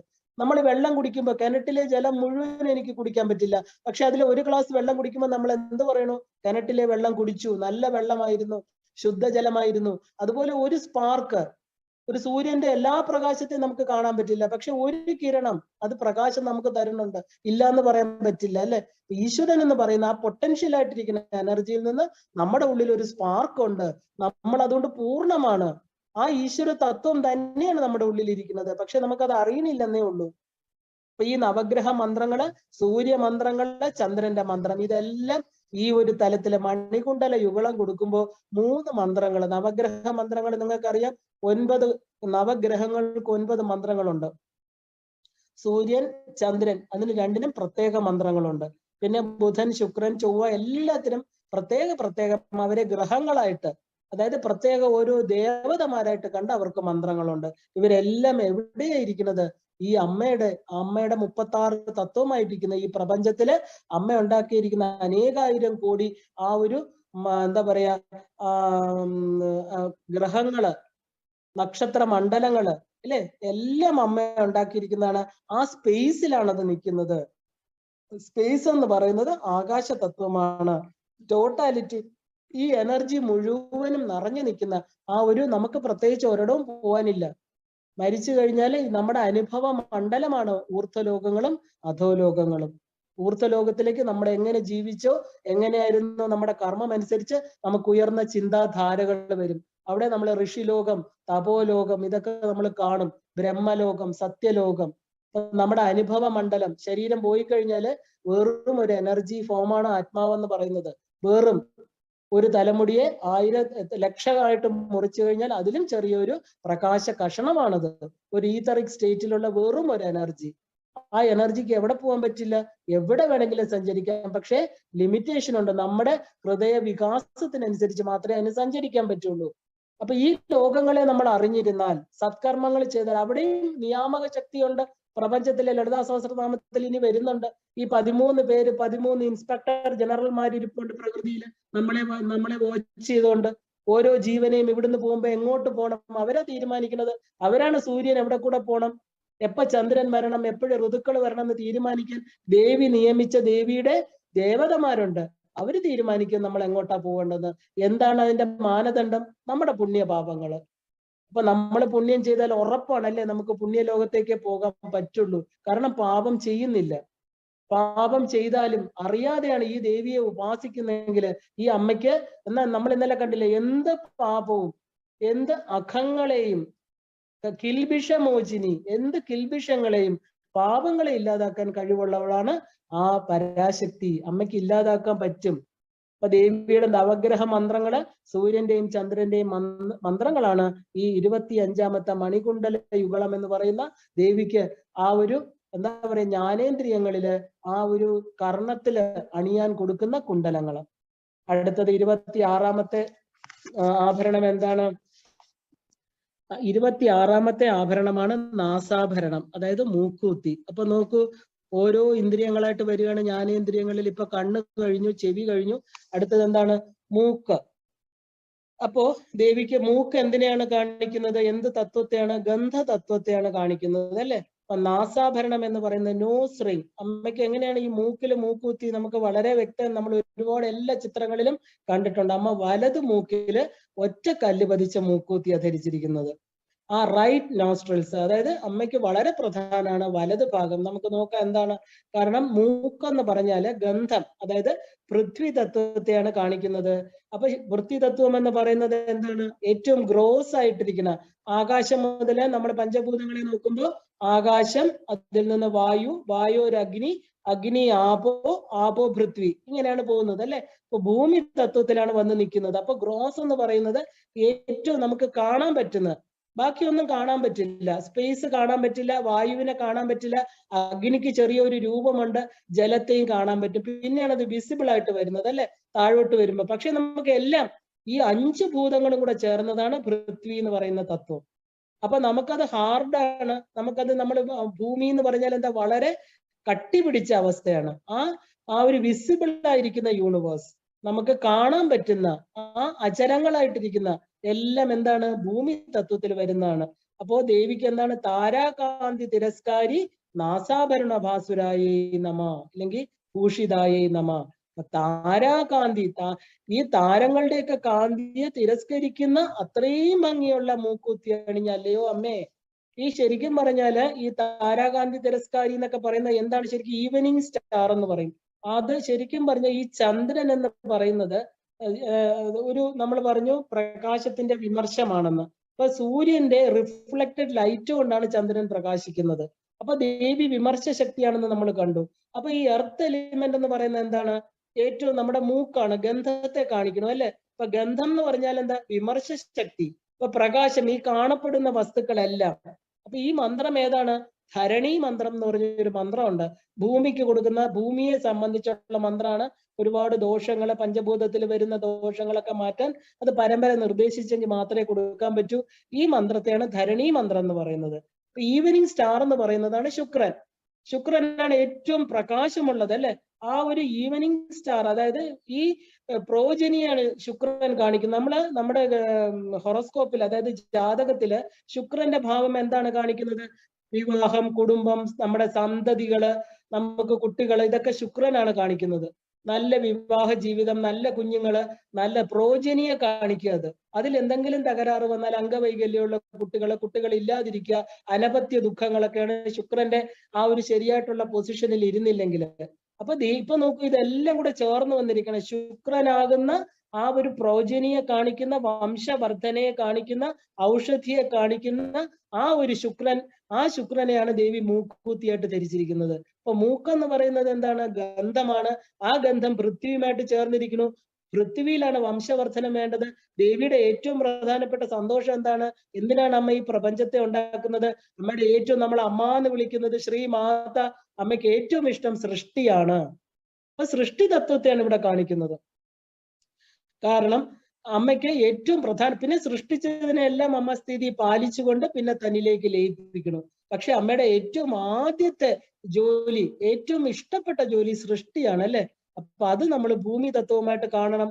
അമ്മയ്ക്ക് ഇവിടെ വംശം വർദ്ധിക്കണം, നല്ല വംശ പരമ്പരകൾ വരണം. അപ്പൊ അമ്മ ശുക്രനെ തന്നെയാണ് അമ്മയുടെ മൂക്കിൽ. സാധാരണ വിവാഹം കഴിഞ്ഞിട്ട് ഒരു എന്താ പറയാ, ബ്രാഹ്മണ സമുദായത്തിലൊക്കെ മൂക്കൂത്തി ധരിക്കാറുണ്ട്. അത് വലത് മൂക്കിൽ തന്നെ പിങ്കള നാടിയെ റെപ്രസെന്റ് ചെയ്യുന്നു, ശിവതത്വത്തെ കാണിക്കുന്നു. അത് നമ്മുടെ യൂട്രസുമായിട്ട് ബന്ധപ്പെട്ടിരിക്കുന്നു. അതിനാണ് മൂക്കൂത്തി, ഒറ്റക്കൽ മൂക്കൂത്തി അവരിടുന്നത്. വിവാഹത്തിന് ശേഷം മാത്രമേ, ഇന്നത്തെ പോലെ ഫാഷന് വേണ്ടിയിട്ടല്ല മൂക്കൂത്തി ധരിക്കുന്നത്. ഈ നെർവ് യൂട്രസുമായിട്ട് ബന്ധപ്പെട്ടിരിക്കുന്നു. നല്ല കുഞ്ഞുങ്ങൾ ഉണ്ടാവാൻ, നല്ല സത്സന്താനങ്ങൾ ഉണ്ടാകാനൊക്കെയാണ് ആ ഡയമണ്ടിന്റെ ഒറ്റക്കൽ മൂക്കുത്തി ധരിക്കുന്നത്. അപ്പൊ ദേവിക്ക് ധരണി മന്ത്രം മാത്രമല്ല, പിന്നെ എന്താണ് ഇവിടെ കൊടുക്കാൻ പറ്റുന്നത്? വൈഷ്ണവ മന്ത്രമായിട്ട് പറയുകയാണെങ്കിൽ സന്താന ഗോപാല മന്ത്രമാണ് ഇവിടെ ദേവിക്ക് പറയുന്ന നാസാഭരണം. ഇപ്പൊ മൂക്ക് എന്ന് പറയുന്നത് ജ്ഞാനേന്ദ്രിയങ്ങളിൽ മൂന്നാമത്തതാണ്. അത് ഗന്ധവുമായിട്ട് ബന്ധപ്പെട്ടു, പൃഥ്വിയുമായിട്ട് ബന്ധപ്പെട്ട് കിടക്കുന്നു. ഇവിടെ വംശവർദ്ധന, പ്രോജനി, ഇതുമായിട്ട് ബന്ധപ്പെട്ട ശുക്രനെയാണ്, ആ ശുക്രൻ എന്ന് പറയുന്ന നക്ഷത്രത്തെയാണ് നമ്മുടെ മൂക്കുത്തിയായിട്ട് ധരിച്ചിരിക്കുന്നത്. അപ്പോ നമ്മൾ പ്രപഞ്ചം എന്ന് പറയുന്ന ഏറ്റവും അവസാനത്തെ തത്വം ഭൂമി തത്വത്തില്, ഈ 5 തത്വങ്ങളും ചേർന്നതാണ് ഭൂമി തത്വം. അവിടെയാണ് നമ്മള് ജീവികൾ ജനിക്കുകയും മരിക്കുകയും ചെയ്യുന്നത്. അപ്പൊ അവിടെയാണ് അമ്മയ്ക്ക് ഏറ്റവും കൂടുതൽ അമ്മ ജീവജാലങ്ങൾ ഉണ്ടാകുന്നത്. അവിടെയാണ് മനുഷ്യന്റെ ജന്മം അല്ലെ. മനുകുലം ഉണ്ടാകുന്നത് എവിടെയാണ്? ഭൂമിയിലാണ്. മറ്റ് പ്ലാനറ്റ്സിന്റെ കാര്യം നമുക്കറിയില്ല. അവിടെ തേജോമയമായിട്ടുള്ള ജീവികളുണ്ട്, മാഴ്സിലുണ്ടെന്ന് പറയുന്നു, ചന്ദ്രനിലുണ്ടെന്ന് പറയുന്നു. പക്ഷെ മനുഷ്യർക്ക് ഇതുവരെ പഞ്ചഭൂത നിർമ്മിതമായ ശരീരവുമായിട്ട് അവിടെ പോകാൻ പറ്റിയിട്ടില്ല. ഓക്സിജൻ സിലിണ്ടറും ഒക്കെ ആയിട്ട് പോകാൻ പറ്റുള്ളൂ. അത് കഴിയുമ്പോൾ വീണ്ടും തിരിച്ച് ഭൂമിയിൽ വരണം. അവിടെ ഓക്സിജന്റെ കുറവ് കൊണ്ട് മനുഷ്യന്റെ ആ ഒരു ശ്വാസകോശം അവിടെ നിൽക്കാൻ നമ്മുടെ ശരീരത്തിന്റെ പ്രവർത്തനങ്ങൾക്ക് പറ്റില്ല. അപ്പൊ നമുക്ക് പറ്റുന്ന മനുഷ്യ ജീവികളുള്ള ഒരേ ഒരു സ്ഥലം എവിടെയാ? ഭൂമിയാണ്. അതുകൊണ്ടാണ് ദേവന്മാരെല്ലാം പുണ്യം തീരുമ്പോ അവർക്ക് പുണ്യം ഉണ്ടാക്കാൻ ഭൂമിയിൽ വരുന്നു എന്ന് പറയുന്നത്. അപ്പൊ ഈ ഭൂമി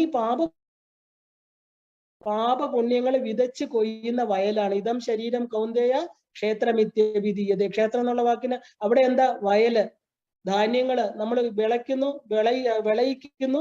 അതിന്റെ എത്രയാണ് അതിന് കൊടുക്കുന്ന എന്താ ജലവും അതിനിടുന്ന പ്രകൃതി കൊടുക്കുന്ന സംരക്ഷണവും അതിന് കൊടുക്കുന്ന വളവും അനുസരിച്ച് അതിന്റെ 100 പേനി കൊയ്യാൻ പറ്റും. ഈ ശരീരം എന്താണ്? എത്രത്തോളം പുണ്യം ചെയ്യുന്നോ അത്രത്തോളം പുണ്യം കൊയ്യാം. ആരും അത് എടുത്തുകൊണ്ട് പോവില്ല. നമ്മുടെ സമ്പത്ത് എവിടെ വെച്ചാലും ആരെങ്കിലും ഒക്കെ കൊണ്ടുപോകും, ഇല്ലേ? ബാങ്ക് അക്കൗണ്ടോ സ്വർണമോ കള്ളനെ പേടിക്കണം, ഇല്ലെങ്കിൽ നമ്മൾ ഒരു ദിവസം ഇവിടെ വിട്ടിട്ട് പോകണം, നമ്മുടെ അടുത്ത ജനറേഷന് കൊടുക്കണം. ഈ പുണ്യം നമ്മൾ വിതയ്ക്കുന്ന ഈ പുണ്യം എന്താ? നമുക്ക് മാത്രം സ്വന്തം. അവിടെ എനിക്ക് എന്ന് പറയാം, ഞാൻ ചെയ്ത പുണ്യകർമ്മങ്ങൾ അവിടെ ധൈര്യമായിട്ട് പറയാം. എന്റെ അമ്മയുമായിട്ട് അടുത്ത് എനിക്ക് കിട്ടിയ പുണ്യം അത് ഷെയർ ചെയ്യാൻ പറ്റുമോ? ഇല്ല. ആര് വിചാരിച്ചാലും നമ്മുടെ കൊണ്ടുപോകില്ല. ചോരന്മാർ കൊടുക്കും തോറും ഏറിടും, ഇല്ലേ? വിദ്യ തന്നെ ഏറ്റവും വലിയ ഒരു ജ്ഞാനം എന്ന് പറയുന്നത്. നമുക്കത് ആർക്കും കൊടുക്കണ്ട, ആർക്കും ഷെയർ ചെയ്യേണ്ട, അത് കൊടുക്കാൻ പറ്റും. പക്ഷെ നമുക്ക് കിട്ടുന്ന പുണ്യം അത് നമ്മുടെ മാത്രം സ്വന്തം, നമ്മുടെ ഊർധ്വലോകങ്ങളിലേക്കുള്ള പ്രയാണം, അത് ഒന്നുകൊണ്ട് മാത്രം. ഇനി പാപത്തെയാണ് വിതയ്ക്കുന്നെങ്കിലോ ദുഃഖമായിട്ട്, തടസ്സമായിട്ട്, രോഗങ്ങളായിട്ട്, പ്രാരാബ്ധമായിട്ട് വീണ്ടും വീണ്ടും ജനന മരണ ചക്രങ്ങളിൽ കറങ്ങിക്കൊണ്ടേയിരിക്കാം. അത് ആരുടെയും കുറ്റമല്ല. അവനവന് വരുന്ന കർമ്മങ്ങളെല്ലാം തന്നെ നമ്മൾ ആരെയും കുറ്റപ്പെടുത്തിയിട്ട് കാര്യമില്ല. അറിവില്ലായ്മയാണ്. അറിവില്ല എന്ന് പറഞ്ഞിട്ട് കാര്യമില്ല. എന്താ അറിവില്ലായ്മയ്ക്ക് കാരണം? അനേക ജന്മങ്ങളിലെ വാസനാ സമ്പത്തി കൊണ്ട് അറിയാൻ പറ്റുന്നില്ല. ഇപ്പൊ റോഡേ കൂടെ വെറുതെ നടന്നുപോയി, നമ്മുടെ കുറ്റമല്ല. ഒരാൾ കള്ളു കുടിച്ച് കാറ് കൊണ്ട് നമ്മുടെ പുറത്ത് ഇടിച്ചു, അത് നമ്മുടെ കുറ്റമല്ല, അല്ലെ? കാർ ഓട്ടിച്ച ആളുടെ കുറ്റമാണ്. പക്ഷെ നമുക്ക് എന്തുകൊണ്ട് ആ സമയത്ത് അവിടെ കൂടെ നടക്കാൻ തോന്നി? എന്തുകൊണ്ട് കാറ് വന്ന് നമ്മുടെ പുറത്ത് തന്നെ ഇടിച്ചു? എത്രയോ പേര് നടന്നു പോകുന്നു, എന്തുകൊണ്ട് അവരെ ഇടിക്കുന്നില്ല? അപ്പൊ ഇതൊക്കെ നിശ്ചയിച്ചത് ആരാണ്? നമ്മളാണോ? അല്ല. എപ്പോഴും മനസ്സിലാക്കിക്കോളും, താൻ നിരന്തരം ചെയ്യുന്ന കർമ്മങ്ങൾ മാത്രമേ അവനവന് വരുള്ളൂ. ബാക്കിയുള്ളവരുടെ കർമ്മങ്ങളിൽ കൂട്ടാനോ കുറയ്ക്കാനോ നമ്മൾ പോണ്ട, അതിനെ വിമർശിക്കാൻ പോണ്ട, പൊക്കാൻ പോണ്ട, താഴ്ത്താൻ പോണ്ട. അവനവന്റെ കർമ്മങ്ങൾ അവനവൻ അനുഭവിച്ച് തീരുന്നവരെ പൊക്കോളും. അതിനാരോടും പരാതി പറയണ്ട. ഈശ്വരനോട് പറയുക, ഈശ്വര പാദങ്ങളില്. അതുകൊണ്ടാണ് പറയുന്നത്, എന്താണ് സത്സംഗം, എന്താണ് ഗുരുവിനെ സമീപിക്കുന്നത്? ആ ഒരു ഈശ്വരനെ അറിയാൻ, ഈ സത്യത്തെ അറിയാൻ. എന്താണ് എന്റെ കർമ്മങ്ങള്, എനിക്ക് എന്തുകൊണ്ട് ഇങ്ങനെ വന്നു, അതിനെന്താ പോണത്? ആ പരിപ്രശ്നേന ഈ ചോദ്യങ്ങളും ചോദിച്ചിട്ട് വേണം ഗുരുവിന്റെ അടുത്ത് പോവാനായിട്ട്, അല്ലെ? പ്രണിപാതേന കൈ കൂപ്പിക്കൊണ്ട് താഴെ ഇരുന്നുകൊണ്ട് സകലതും സമർപ്പിച്ചുകൊണ്ട് ഗുരുപാദങ്ങളില് പറയണം, എനിക്ക് സത്യത്തെ കാണിച്ചു തരൂ. അപ്പൊ ആ പ്രശ്നങ്ങൾ ചോദിക്കണം, എന്റെ വിഷയങ്ങൾ എന്തൊക്കെയാണ്. അപ്പൊ അവിടെ മാത്രമേ നമുക്ക് ഉത്തരം കിട്ടുള്ളൂ. അത് എപ്പോഴാ? അഗാധമായ ദുഃഖത്തിൽ നിന്നാണ് സാധാരണഗതിയിൽ നമുക്ക് ഈശ്വരനെ കുറിച്ച് കൂടുതൽ ചിന്ത വരുന്നത്, അല്ലെ? അപ്പൊ ഈശ്വരന്റെ അടുത്ത് എന്താണ് എന്തെങ്കിലും അറിയണമെങ്കിൽ ഡയറക്റ്റ് ഈശ്വരനാണോ നമുക്ക് മറുപടി തരുന്നത്? ഇല്ല. ഗുരുരൂപിണിയായിരിക്കുന്ന ഭഗവതിയാ നമുക്ക് ഉത്തരം തരുന്നത്. അപ്പൊ ഗുരുവിന്റെ സേവയ, ഒരു ഗുരുവിനെ സമീപിക്കേണ്ട 3 കാര്യങ്ങൾ വളരെ വ്യക്തമായിട്ട് പറയുന്നുണ്ട്. തന്ത്രശാസ്ത്രത്തിലും പറയുന്നുണ്ട്. പ്രണിപാതേന, പരിപ്രശ്നേന, സേവയ. ഈ 3 കാര്യങ്ങള് തൊഴുതുകൊണ്ട്, അല്ലാതെ പറഞ്ഞു തരൂ, എനിക്കിപ്പം അറിഞ്ഞൂടാ, പെട്ടെന്ന് ഇങ്ങോട്ട് പറഞ്ഞു തരൂ, ഞാൻ അങ്ങോട്ട് ഈശ്വര ദർശനം കിട്ടട്ടെ എന്ന് പറഞ്ഞിട്ടാണോ ഗുരുവിന്റെ അടുത്ത് പോവുക? അല്ല. തൊഴുതുകൊണ്ട്, എനിക്ക് മതിയായി, എനിക്ക് എന്തുകൊണ്ട് ഈ പ്രപഞ്ചം ഇങ്ങനെ തരുന്നു, ഞാൻ നല്ലതേ ചെയ്തിട്ടുള്ളൂ എന്ന് പറഞ്ഞ് ദുഃഖത്തിലൂടെ, ആ ദുഃഖത്തിൽ നിന്ന് വരുന്ന തീവ്രമായിട്ടുള്ള വൈരാഗ്യം, ഇനി എനിക്ക് സത്യത്തെ അറിയണം എന്നുള്ള തോന്നല്, അവിടെ ചെന്ന് ചോദ്യം, പരിപ്രശ്നം ചോദിക്കണം. എന്നിട്ട് എന്ത് ചെയ്യണം? സേവ ചെയ്യണം, ഗുരുക്കന്മാർക്ക് നന്മ ചെയ്യണം. എന്നിട്ട് അതിലൂടെ ആ മറുപടി അവര് പറഞ്ഞു തരും, അനുഭവിപ്പിച്ചു തരും. അപ്പോ ഈ പറയുന്ന നാസാഭരണം എന്ന് പറയുന്നത് എന്താണ്? ശരിക്കും പറഞ്ഞാല് നമ്മൾ ഭൂമിയിൽ വന്നിരിക്കുന്ന ഓരോരുത്തർക്കും നമ്മുടെ വംശത്തെ വർദ്ധിപ്പിക്കാനും, നമ്മുടെ സന്താന ഗോപാല മന്ത്രം എന്ന് പറയുന്ന വളരെ വിശേഷപ്പെട്ട ശ്രീകൃഷ്ണ മന്ത്രമാണ് സന്താനങ്ങളെ ഉണ്ടാക്കാൻ, നമ്മുടെ കുടുംബത്തെ, നമ്മുടെ വംശത്തെ നിലനിർത്താൻ. കുഞ്ഞുങ്ങളെന്ന് പറയുന്നത് പരമ്പരയെ നിലനിർത്തുന്നു, അല്ലെ? നമ്മൾ പറയില്ലേ, പൂർവ്വജന്മ പുണ്യമാണ് ആ കുഞ്ഞ്. ഇല്ലെങ്കിൽ ചിലര് പറയും പൂർവ്വജന്മ പാപമാണ് ഈ ഒരു അസുരനാണ് എന്റെ കുടുംബത്തിൽ വന്നത്. ഇത് രണ്ടും നമ്മൾ പറയും. എന്താ അസുരനും ദേവനുമായിട്ട് ജനിക്കാൻ കാരണം? നമ്മുടെ പൂർവ്വജന്മ പുണ്യമാണ്, നമ്മുടെ പരമ്പരയുടെ അനുഗ്രഹമാണ്. നല്ല അനുഗ്രഹമുള്ള ഒരു കുഞ്ഞ് ജനിക്കണമെങ്കിൽ നല്ല പരമ്പരയിൽ വന്ന് ജനിക്കണം. എന്താ നല്ല പരമ്പര? സത്യത്തെ മനസ്സിലാക്കുന്ന, ആ ഒരു ധാർമ്മികമായിട്ട് ജീവിതചര്യയുള്ള, ഏറ്റവും പ്രധാനപ്പെട്ട ഈശ്വര ഭക്തിയുള്ള, ഈശ്വരനെ ഭയമല്ല, ഈശ്വരനെ സ്നേഹിക്കുക. ഈശ്വരനെ ഭയപ്പെടുന്നത് എന്തിനാണ്? നമ്മൾ തെറ്റ് ചെയ്യുമ്പോഴാണ്, അല്ലെ? ഈശ്വരനോട് സ്നേഹം, ഈശ്വരൻ ആരും ആയിക്കോട്ടെ, ദേവിയോ ദേവനോ ഗണപതിയോ സുബ്രഹ്മണ്യനോ, അവനവന്റെ വാസനയ്ക്കനുസരിച്ച്. പക്ഷെ അമ്മ എന്ന് പറയുമ്പോൾ അവിടെ പൂർണ്ണതയാണ്. അതുകൊണ്ടാണ് നമ്മൾ ദേവിയെ അമ്മയായിട്ട് കാണുന്നത്. അമ്മ എന്ന് വിളിക്കുമ്പോൾ എന്തും തുറന്നു പറയാനുള്ള ഒരു അടുപ്പം നമുക്ക് തോന്നും. എല്ലാവരോടും അതെ. അമ്മ എന്ന് വിളിക്കുമ്പോൾ സാധാരണ വിളിക്കണ പോലെ അല്ല. ആ അമ്മയ്ക്ക് പ്രത്യേക അതുകൊണ്ടാണ് ഐഗിരി നന്ദിനി, ആ എന്റെ അമ്മ എന്ന അതിനൊരു പ്രത്യേകതയുണ്ട്. എന്റെതെല്ലാം തുറന്നു പറയാൻ പറ്റുന്ന ഒരേ ഒരു സ്ഥലമേ ഉള്ളൂ, ഈ ഭഗവതിയാണ്. ഈ വൈഷ്ണവ മന്ത്രങ്ങളും ധരണി മന്ത്രവും ഈ നാസാഭരണത്തിനോട് ചേർന്നിരിക്കുന്നു. എന്താ പറയാ, സന്താന ഗോപാല മന്ത്രം. അപ്പൊ ഈ രണ്ട് മന്ത്രങ്ങളാണ് ഈ പറയുന്ന ജ്ഞാനേന്ദ്രിയമായിരിക്കുന്ന ആ ഒരു മൂക്കിന് കൊടുക്കുന്ന ആഭരണം. അതിനെയാണ് എന്താ പറയാ, നാസാഭരണം, മൂക്കൂത്തി. അടുത്തത് എന്താണ്? അധരയാവകം. ദേവിക്ക് ചുണ്ട് ചുവപ്പിക്കാൻ കൊടുക്കുന്ന ആ ഒരു പ്രത്യേക തരത്തിലുള്ള കൂട്ട, അതിനാണ് അധരയാവകം എന്ന് പറയുന്നത്. ദേവിയുടെ ചുവന്ന തൊണ്ടിപ്പഴം പോലെയുള്ള ആ ചുവന്ന ചുണ്ടിന് എന്താണ്? ഒന്നും ആവശ്യമില്ല, അല്ലെ? നവവിദ്രുമ ബിംബക്കാരി നവവിദ്രുമ ബിംബ ശ്രീന്യക്കാരി രതനച്ഛതായി നമ.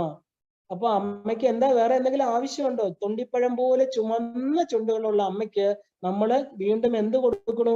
ആ ഒരു ചുവപ്പ് വർദ്ധിപ്പിക്കാനായിട്ട്. അതായത് ആ ഒരു എന്താണ് ശരിക്കും പറഞ്ഞാല് കോറൽ, അതായത് കോറൽ എന്ന് പറഞ്ഞാൽ പവിഴം. അപ്പൊ ആ ഒരു പവിഴത്തിലുള്ള പെൻഡൻസ്, അതായത് നമ്മുടെ ആ മൂക്ക് റിങ് എന്ന് പറയും, ഈ രണ്ട് മൂക്കിന്റെയും നടുക്ക് തൂക്കുന്ന സംഭവം. അതായത് അതാണ് ചുമന്ന പവിഴത്തിന്റെ നിറത്തിലുള്ള ആ ഒരു മൂക്കു, അതിനെയാണ് അധരയാവകം എന്ന് പറയുന്നത്. ആ ഒരു അതിന്റെ പ്രകാശം അമ്മയുടെ ചുണ്ടുകളെ അങ്ങനെ ചോപ്പിക്കുകയാണ്, അതിന് ആ പ്രകാശം കൊടുത്തുകൊണ്ടിരിക്കുകയാണ്. ഇപ്പൊ നമ്മൾ ഏത് ഇന്ദ്രിയത്തിൽ വന്നു? നാലാമത്തെ ജ്ഞാനേന്ദ്രിയങ്ങളില് രസം, ശബ്ദം, സ്പർശം, രൂപം, രസം. അതായത് ഇപ്പൊ നമ്മൾ നാവിലെത്തി, അല്ലെ? രസന. അപ്പൊ ദേവിയുടെ ചുണ്ടുകൾ വന്നു. സാധാരണ ചുണ്ടുകൾ എന്ന് പറഞ്ഞാൽ എന്താ? ശബ്ദം പുറപ്പെടുവിക്കുന്ന സ്ഥലം. അപ്പൊ ആ ശബ്ദം, നമ്മുടെ ലോകത്തെ അറിയുന്നത് എന്താ? ശബ്ദം. ആ ഏറ്റവും ഈ പ്രപഞ്ചം രൂപം കൊണ്ടിരിക്കുന്നത് ശബ്ദത്തിൽ നിന്നാണ്, അല്ലെ? നാദബ്രഹ്മസ്വരൂപിണി. അപ്പൊ ബിന്ദുവിൽ നിന്ന് നാദം, നാദത്തിൽ നിന്ന് വസ്തുക്കളെല്ലാം, ഏത് എന്താ പറയാ, ദൃശ്യത്തിനും അദൃശ്യത്തിനും ഏത് വസ്തുക്കൾ നമ്മൾ കാണപ്പെടുന്ന എല്ലാ വസ്തുക്കളുടെയും പുറകില് ശബ്ദമുണ്ട്. ആ ശബ്ദ തന്മാത്ര ഇല്ലാതെ നമുക്ക് മാറ്റർ ആൻഡ് എനർജി എന്ന് പറയും പോലെ ശബ്ദ തന്മാത്രയാണ് അതിന്റെ പുറകിലുള്ളത്. ശബ്ദത്തിൽ നിന്നാണ് രൂപം വരുന്നത്. അത് 36 തത്വങ്ങളിൽ നമ്മൾ പഠിച്ചിട്ടുണ്ട്. അപ്പൊ ദേവി നമ്മളിനി അടുത്തത് എന്താ? ആ ചുണ്ടിലേക്ക് വരിക എന്ന് പറഞ്ഞാൽ നമ്മുടെ കമ്മ്യൂണിക്കേഷൻ സ്കിൽസ്, നമ്മൾ സംസാരിക്കാൻ തുടങ്ങുക. അപ്പൊ നമ്മൾ ചെവി കൊണ്ട് കേട്ടു, കണ്ണുകൊണ്ട് കണ്ടു, മൂക്കുകൊണ്ട് മണത്തു, ഇനിയിപ്പോ എന്താ?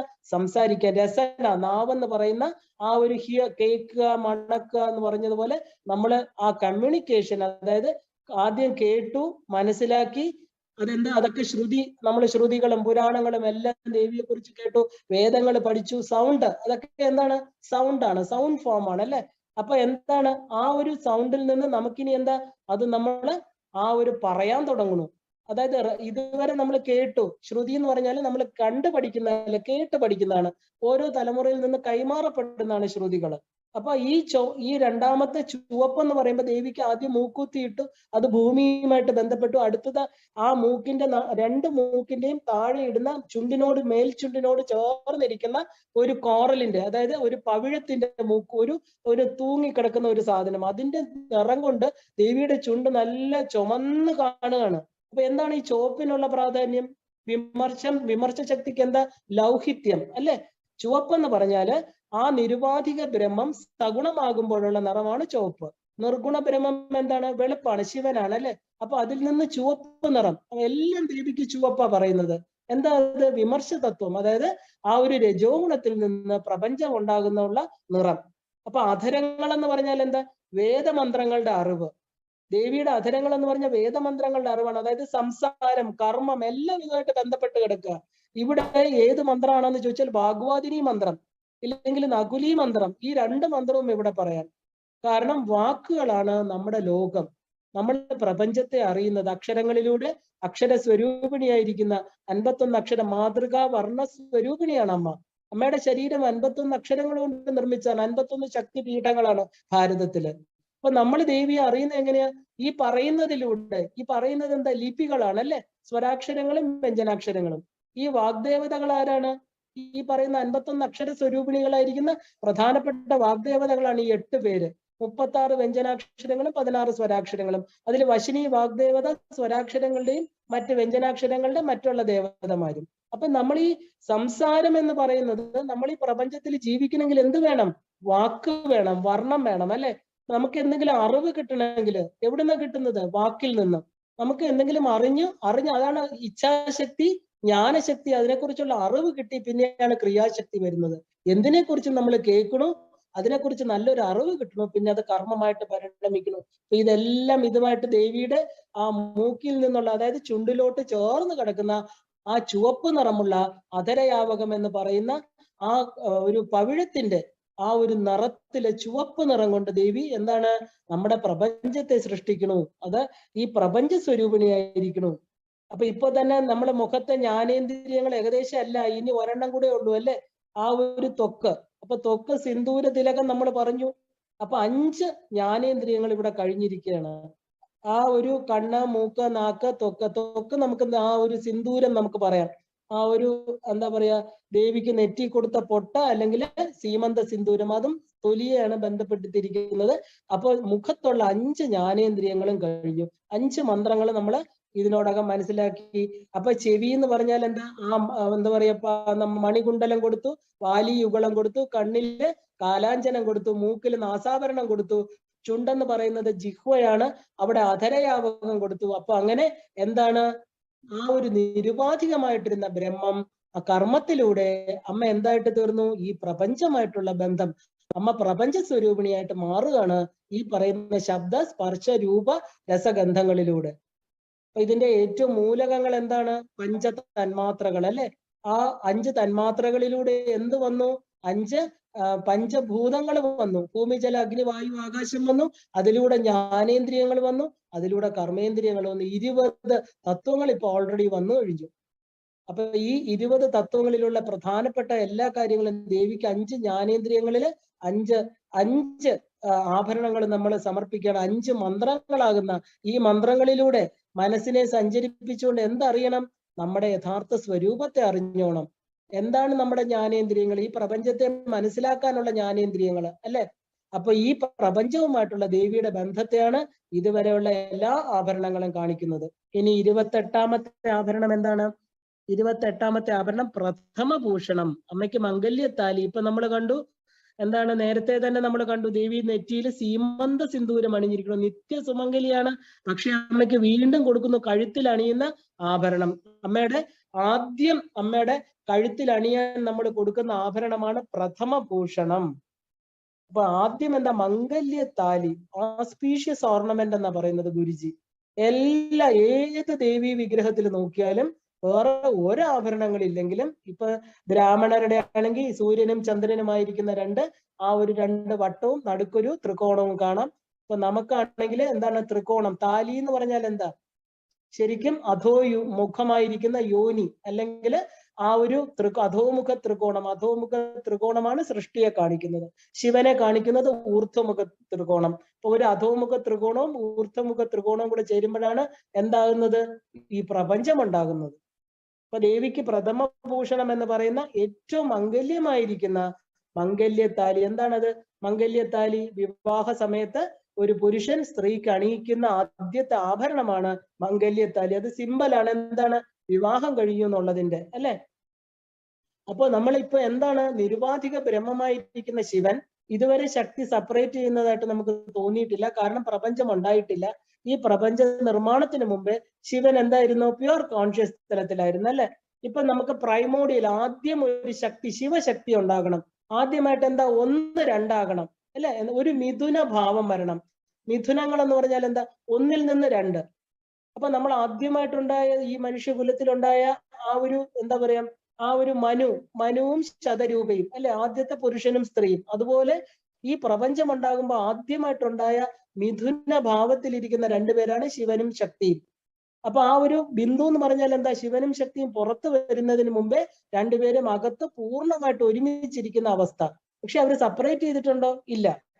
അപ്പൊ ഈ പ്രൈമോഡിയൽ പേരന്റ്, അതായത് ശിവശക്തിയുടെ മിഥുന ഭാവം അല്ലെങ്കിൽ പ്രഥമ സ്പന്ദനം, ആ ആദ്യ ചലനം, അതിനെയാണ് നമ്മൾ പ്രഥമ ഭൂഷണമായിട്ട് ദേവിക്ക് താലിയായിട്ട് സമർപ്പിക്കുന്നത്. കാരണം ഒന്ന് രണ്ടാവണം, എന്നാൽ മാത്രമേ പുരുഷനും സ്ത്രീയും ഉണ്ടാകൂ.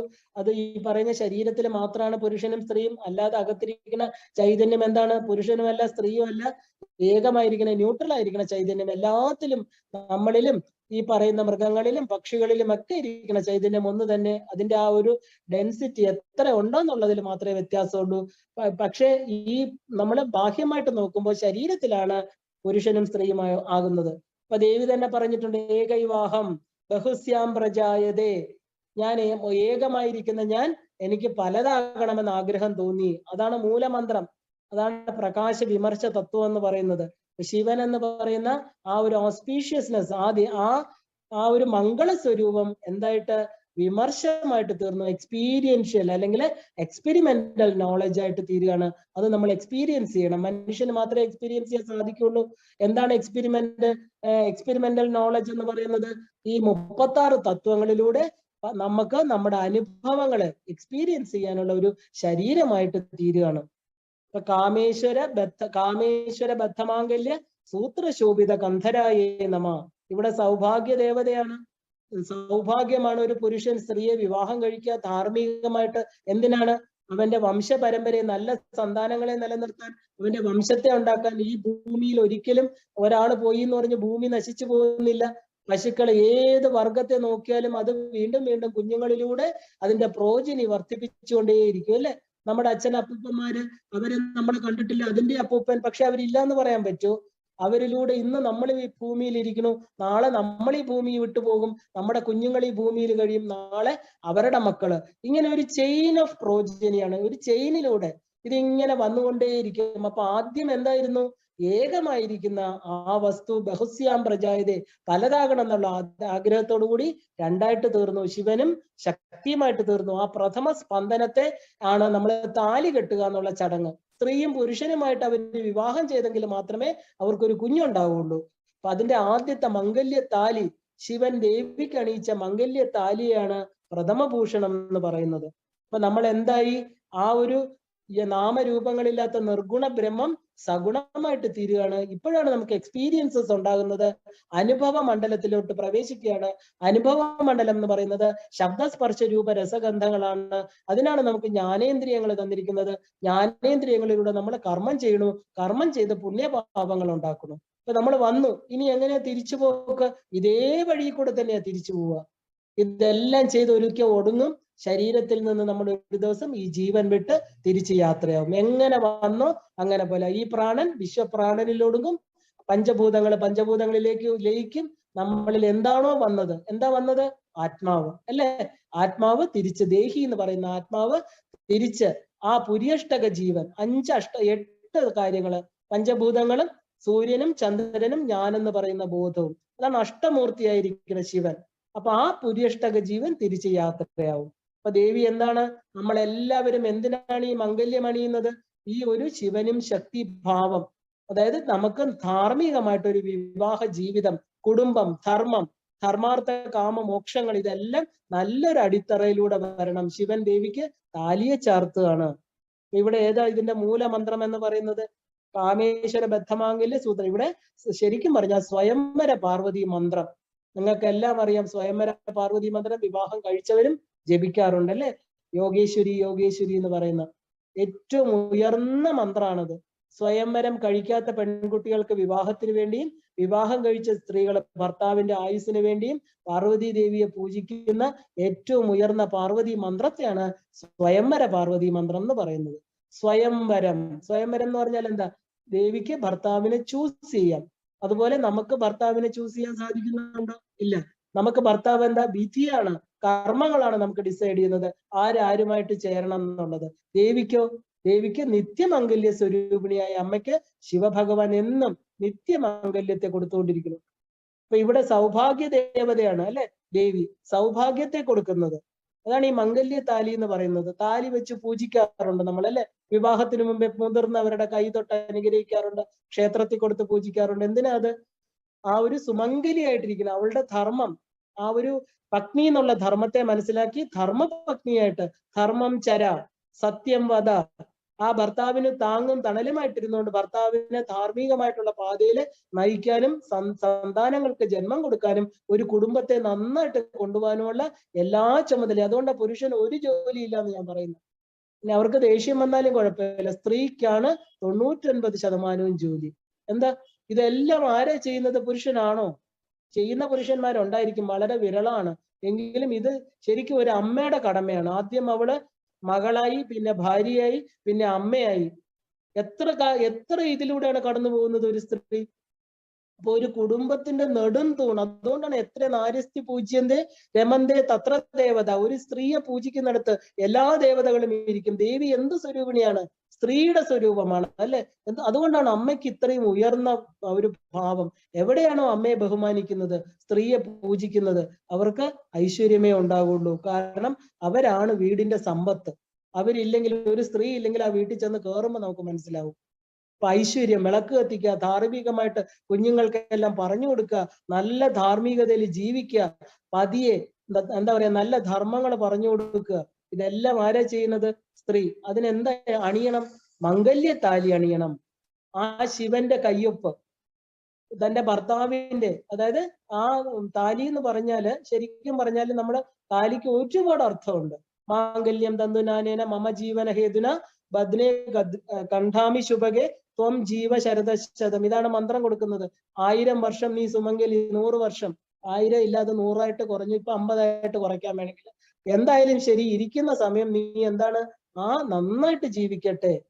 ഈ താലി നീ അണിയുമ്പോൾ നിന്റെ ഭർത്താവിന്റെ 7 ചുവട് വെച്ച്, നമ്മൾ രാമായണത്തിൽ അത് നന്നായിട്ട് കണ്ടിട്ടുണ്ട് ആ അർത്ഥമെല്ലാം. 7 ചുവട് വെച്ച് അരുന്ധതി നക്ഷത്രത്തെ കണ്ട് അമ്മി ചവിട്ടി ഭർത്താവിന്റെ നിഴല് പോലെ, പക്ഷെ ഭർത്താവിനെ നല്ല രീതിയിൽ നയിക്കുന്ന ഒരു വ്യക്തിയായിട്ട് തീരട്ടെ. അതിനാണ് താലി അണിയിക്കുക എന്ന് പറയുന്നത്. അപ്പൊ ദേവിക്ക് കാമേശ്വര ബദ്ധ മാംഗല്യ സൂത്രം അത് പറയുമ്പോൾ മംഗല്യ താലിയെ മാത്രം പൂജിക്കാറുണ്ട് തമിഴ്നാട്ടിലെ ആൾക്കാർ. ദേവിയുടെ മംഗല്യ താലിയെ തൊട്ട് തൊഴുക എന്ന് പറഞ്ഞാൽ എന്താ? സർവൈശ്വര്യം, ശിവനും ശക്തിയും ചേർന്നിരിക്കുക. അത്രയ്ക്ക് എന്താ പറയാ ഐശ്വര്യമുള്ളതാണ് അമ്മയുടെ പ്രഥമ ഭൂഷണം. അപ്പൊ അവിടെ സ്വയംവര കല്യാണ മന്ത്രമാണ്. സ്വയംവര പാർവതി മന്ത്രം എന്ന് പറയാം, സ്വയംവര കല്യാണി മന്ത്രം എന്ന് പറഞ്ഞ ഒരെണ്ണമുണ്ട്. കുറച്ച് കോമ്പിനേഷൻ, മന്ത്ര ബീജത്തിൽ വരുന്ന വ്യത്യാസം മാത്രമേ ഉള്ളൂ. അപ്പൊ ദേവിക്ക് എന്താ നമ്മള് ഏറ്റവും പ്രധാനപ്പെട്ട, ദേവി വിവാഹിതയായിട്ടുള്ള അമ്മ എന്താ ഇനിയിപ്പോ ചെയ്യാൻ പോണത്? ഇനിയിപ്പോ അമ്മയ്ക്ക് മംഗല്യ താലി കൊടുത്തു കഴിഞ്ഞു. അമ്മ പൂർണ്ണമായിട്ട് അർദ്ധനാരീശ്വര പദവിയിലെത്തി, ശിവന്റെ പാതി മെയ്യായിരിക്കുന്ന ദേവിയായി കഴിഞ്ഞു, അല്ലെ? ഇനി അമ്മയ്ക്ക് അടുത്തത് നമുക്ക് എന്താ കൊടുക്കേണ്ടത്? കനക ചിന്താകം അല്ലെങ്കിൽ സ്വർണ്ണ അഡ്ഡിക. കനക ചിന്താകമാണ് 21ാമത്തെ ആഭരണം ദേവിക്ക് കൊടുക്കുന്നത്. ഇവിടെ ഗോൾഡൻ നെക്ലേസ് അല്ലെങ്കിൽ കനക ചിന്താകം, സ്വർണ്ണ അഡ്ഡിക എന്ന് പറയും. പണ്ടത്തെ കാലത്ത് കുടുംബത്തിൽ നിന്ന് ഇങ്ങനെ പാരമ്പര്യമായിട്ട് അമ്മൂമ്മമാര് മകളുടെ മകൾ ഇങ്ങനെ കൊടുക്കുന്നതാണ് ഈ പറയുന്ന ഒരു അഡ്ഡിയൽ എന്ന് പറയുന്ന സാധനം. കഴുത്തിനോട് ചേർന്ന് കിടക്കുന്ന അതിനെയാണ് കനക ചിന്താകം. ചേർന്ന് കിടക്കുന്ന ഇളക്കത്താലി എന്ന് പറയും ചിലര്. ശരിക്കും അങ്ങനെ അല്ല, അത് അഡ്ഡിയൽ പോലെ ഇരിക്കും, കല്ല് വെച്ചതായിരിക്കും. ആ കഴുത്തിനോട് ചേർന്ന്, അതാ ടൈറ്റ് ഫിറ്റിംഗ് ഓർണമെന്റ് എന്ന് പറയാറുണ്ട്. കഴുത്തിനോട് ചേർന്ന് കിടക്കുന്ന ആഭരണം അത് സ്വർണത്തിലായിരിക്കും. സ്വർണത്തില് കല്ല് പതിപ്പിച്ചതാവാം. അതിനെയാണ് പണ്ടുള്ള എല്ലാ നായർ കുടുംബങ്ങളിലും എല്ലാ സ്ത്രീകളും പ്രധാന വിശേഷങ്ങൾക്കൊക്കെ ഈ അഡ്ഡിയൽ ധരിക്കാറുണ്ട്. എന്താണ് ഇതിനെ കാണിക്കുന്നത്? ഇതിൽ സ്വർണ്ണ അഡ്ഡിക എന്ന് പ്രത്യേകം പറയുന്നുണ്ട്. ഇതിൽ സ്വർണം എന്ന് പറയുന്നത് എന്താണ്? നമ്മൾ നേരത്തെ കണ്ടു, ദേവിക്ക് സുവർണ കലശ അഭിഷേകം കൊടുത്തപ്പോൾ സ്വർണം എന്ന് പറയുന്നത് ഗുരുവിനെ കാണിക്കുന്നു, അല്ലെ? അപ്പൊ ഗുരുമണ്ഡലത്തെ കാണിക്കുന്നു. ആ ഒരു ഗോൾഡൻ നെക്ലേസ് അല്ലെങ്കിൽ ഏറ്റവും ഉയർന്ന ഒരു ലോഹമാണ് സ്വർണം.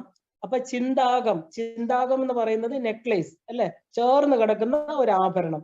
അപ്പൊ ഇതിനകത്ത് ശരിക്കും പറഞ്ഞാല് ഗുരു പരമ്പരയാണ് കാണിക്കുന്നത്. കാരണം നെക്ലേസ് എന്ന് പറഞ്ഞാല് നമ്മുടെ ശരീരവുമായിട്ട് ചേർന്ന് കിടക്കുന്നു. എവിടെയാണ്? വിശുദ്ധി ചക്രത്തില്. നമുക്ക് വാക്കുകൾ പുറത്തു വരുന്ന പരാപശ്യന്തി മധ്യമ വൈഖരി വരുന്നത് എവിടെയാണ്? തൊണ്ടയിൽ കൂടെയാണ്, അല്ലെ? അപ്പൊ വൈഖരി മന്ത്രം. അപ്പോ ഈ നമ്മുടെ കഴുത്തുമായിട്ട് ചേർന്ന് കിടക്കുന്ന സത് ചിന്തകളിലൂടെ, സത് വാക്കിലൂടെ നമ്മളെ എപ്പോഴാണോ നമ്മുടെ ആത്മശക്തിയെ കുറിച്ച് അന്വേഷിക്കുന്നത്, അങ്ങനെ ഒരാൾക്ക് ഗുരുമണ്ഡലം വന്നു ചേരുകയാണ്, ഗുരുവിനെ കിട്ടുകയാണ്. ആ ഗുരു നമുക്ക് എന്താ പറഞ്ഞു തരുന്നത്? മന്ത്രശബ്ദമാണ്, മന്ത്ര ഉപദേശം.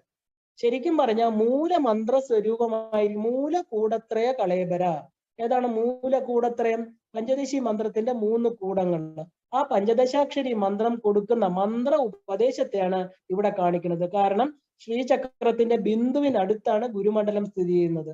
നമ്മൾ നമ്മളെ സഹസ്രാരത്തില് എന്ത് കണ്ടു? ബിന്ദുമണ്ഡലവാസിനിയായിരിക്കുന്ന ശിവശക്തികളെ കണ്ടു. അപ്പൊ ഈ മന്ത്ര ഉപദേശം, അതായത് മൂലമന്ത്രസ്വരൂപിണിയായിരിക്കുന്ന ദേവിയുടെ ആ ഒരു ഗുരുമണ്ഡലം, അത് ഗുരുവിലൂടെ മാത്രമേ ഈ മന്ത്രം കൈമാറാൻ പാടുള്ളൂ, ഗുരു പരമ്പരയിലൂടെ. ഇപ്പൊ ഗുരുമണ്ഡലം സ്ഥിതി ചെയ്യുന്നത് നമ്മൾ കണ്ടു, ആ ത്രികോണത്തിന്റെ ആ പാരലൽ ലൈൻസിലാണ്. ഇപ്പൊ രത്നഗ്രൈവേക ചിന്താകലോല മുക്താഫലാന്വിത, അങ്ങനെ ഒരു നാമം ഉണ്ടല്ലേ. ഇവിടെ ഗുരു, മൂലമന്ത്രം, ദേവി, ഇത് മൂന്നും ഒന്നാണെന്ന് കാണിക്കുകയാണ്. കാരണം ഇവിടെ 3 ടൈപ്പ് ഓഫ് നെക്ലേസ് പറയുന്നുണ്ട്. അതായത് ഈ പറയുന്ന എന്താ പറയാ, സ്വർണ്ണ അടിയല് എന്താണത്? 3ഉം ഒന്നാണെന്ന് കാണിക്കുക. അതായത് ഗ്രൈവേക, ചിന്തക, ലോല. ഇത് എന്ത് ഗുരുക്കന്മാരെയാണ് കാണിക്കുന്നത്? 3 തരത്തിലുള്ള ഓഖത്രയങ്ങളെയാണ് കാണിക്കുന്നത്. 1 ദിവ്യൗഖം, 2 സിദ്ധൗഖം, 3 മാനവൗഖം. ഈ ഗുരുനാഥന്മാര് ഗ്രൈവേക എന്ന് പറഞ്ഞാല് കഴുത്തിനോട് ചേർന്ന്, ഗ്രൈവം സുഗ്രീവൻ, നന്നായിട്ട് സംസാരിക്കുന്നവൻ അല്ലെ. ഇപ്പൊ ഗ്രീവം എന്ന് പറഞ്ഞാല് കഴുത്ത്. അപ്പൊ അതുമായിട്ട് ചേർന്ന് കിടക്കുന്ന, അതായത് ആ ഒരു ശ്രീനഗരം, ആ ശ്രീനഗരത്തില് ഇരിക്കുന്ന ഗുരുക്കന്മാരെയാണ് ദിവ്യ ഗുരുക്കന്മാരെന്ന് പറയുന്നത്. അപ്പൊ ഈ ചിന്തകന്മാരെന്ന് പറയുന്നതോ, ആ ചിന്തക എന്ന് പറയുന്നത് ശരിക്കും പറഞ്ഞാല് എന്താ പറയാ, ഭൂമിയിൽ വന്നു പോകുന്നവര്, ചിലപ്പോ ദിവ്യ ലോകങ്ങളിൽ കഴിയുന്നവര്, അവരെയൊക്കെയാണ് അവരിങ്ങനെ സഞ്ചരിച്ചു കൊണ്ടിരിക്കുന്ന ഗുരുക്കന്മാര്. രണ്ടാമത്തെ ആ സിദ്ധ ഗുരുക്കന്മാര്. പിന്നെ മാനവ ഗുരുക്കന്മാര്. ഗുരുക്കന്മാരെന്ന് പറയുന്നത് അവനവന്റെ ശരീരത്തിൽ ഇരിക്കുന്ന ഗുരുക്കന്മാർ, ഇമ്മീഡിയറ്റ് ഗുരു എന്ന് അർത്ഥം. അപ്പൊ ഇത് നമുക്ക് ശ്രീനഗരത്തിൽ ഇരിക്കുന്ന ഗുരുക്കന്മാരാകാം. അപ്പൊ ഇതില് ഈ ശ്രീനഗരത്തിൽ ഇരിക്കുന്ന ഗുരുക്കന്മാരെ നമ്മൾ എന്താ പറയാ, ആ ഉയർന്ന ദിവ്യ ഗുരുക്കന്മാര്. രണ്ടാമത് വന്നു പോകുന്ന സിദ്ധലോകത്തിരിക്കുന്ന ഗുരുക്കന്മാരുണ്ട്. ഇപ്പൊ നമ്മൾ പറയില്ല, അവതാരം, അവതരിക്കുക, മുകളിൽ നിന്ന് നമ്മളെ ഉയർത്താൻ വേണ്ടി വരുന്ന ഗുരുക്കന്മാര്. അപ്പൊ അതാണ് ഈ പറഞ്ഞ എന്താ, ആ ഒരു നമ്മുടെ എന്താ പറയുക, നമ്മള് ഒരു പാപങ്ങളെ ഇല്ലാതാക്കി ഈ ശ്രീവിദ്യ മന്ത്രം ഭൂമിയിലേക്ക് കൊണ്ടുവരാൻ വേണ്ടി അവർക്ക് വരാം. മൂന്നാമതിരിക്കുന്ന ഗുരുക്കന്മാര് സ്ഥിരമായിട്ട് ഈ ഭൂമിയിൽ വസിക്കുന്നവര്, അവരാണ് ലാസ്റ്റ് ഗുരുക്കന്മാർ. അതായത് ഭൂമിയില് ആ ഒരു ദേവിയുടെ മന്ത്രത്തെ കൊടുത്ത്, മാനവ ഗുരു എന്ന് പറയും, ദേവിയുടെ മന്ത്രത്തെ കൊടുത്ത് തന്റെ ശിഷ്യന്മാരെ ആ തലത്തിലേക്ക് ഉയർത്തുന്നത്. ഈ ഗുരുക്കന്മാരുടെ ശരീരത്യാഗത്തിന് ശേഷം അവർ ഗുരുമണ്ഡലത്തിൽ ചേരാം, അവർ സിദ്ധ ഗുരുക്കന്മാരായിട്ട് മാറാം, അവനവന്റെ കർമ്മം പോലെ ഇരിക്കും. അപ്പൊ ഈ ഗോൾഡൻ നെക്ലേസ് എന്ന് പറയുന്ന അടിയിൽ എന്ന് പറയുന്ന അടിക എന്താണ്? ശരിക്കും പറഞ്ഞാൽ മഹാലക്ഷ്മി. ഇവിടെ നമ്മൾ കൊടുക്കുന്ന മന്ത്രം മഹാലക്ഷ്മി മന്ത്രമാണ്. അതായത് ലക്ഷ്യത്തെ കാണിച്ചു തരുന്നവൾ, മഹത്തായിരിക്കുന്ന ലക്ഷ്മി, മഹാലക്ഷ്മി. എന്താണ് ഐശ്വര്യം എന്ന് പറയുന്നത്? അഷ്ടൈശ്വര്യം. ഈ ഭൂമിയിൽ കാണുന്ന നശിച്ചു പോകുന്ന വസ്തുക്കളാണോ അഷ്ടൈശ്വര്യം? ആനയും കുതിരയും തേനും പണവും കുറെ ഇതൊക്കെയാണ്. ദേവിയുടെ കയ്യിൽ നിന്ന് എന്താ, ദേവി സ്വർണ്ണ നാണയങ്ങൾ വർഷിക്കുക. അതൊക്കെ നമുക്ക് കൊണ്ടുപോകാൻ പറ്റും. ഇവിടെ കുറച്ചു കാലം ഉപയോഗിക്കുക, അല്ല പിന്നെ അതിനോട് നമുക്ക് താല്പര്യം കാണില്ല. പക്ഷെ എന്താണ് മഹാലക്ഷ്മി എന്ന് പറയുന്നത്? നമ്മൾ അഹമായിരിക്കുന്ന ഈ ശരീരത്തിൽ, അഹംബോധത്തിലിരിക്കുന്ന മനുഷ്യനെ മഹത്തായിട്ട് മാറ്റുക, മഹത്തായിരിക്കുന്ന ലക്ഷ്യത്തെ കാണിച്ചു തരുന്ന ഏറ്റവും ഉയർന്ന മഹാലക്ഷ്മി മന്ത്രം. മഹാലക്ഷ്മി മന്ത്രം 6 തരത്തിലുണ്ട്. ഏത് മന്ത്രവും ഇതിനകത്ത് പറയാം. അപ്പൊ കഴുത്തുമായിട്ട് ചേർന്ന് കിടക്കുന്നതിനെയാണ് എന്താ പറയാ, ഈ കനക ചിന്താകം.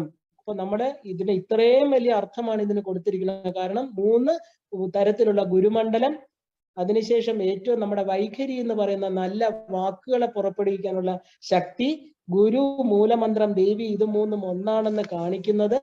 പിന്നെ എന്താണ്, നമ്മുടെ ആ മഹാലക്ഷ്മി മന്ത്രത്തെ, അതായത് വൈഖരിയിലൂടെ വരുന്ന മഹാലക്ഷ്മി മന്ത്രം നമുക്ക് എന്താ തരുന്നത്? പൂർണ്ണമായിരിക്കുന്ന അഹത്തെ മഹത്താക്കി തീർക്കുന്നു.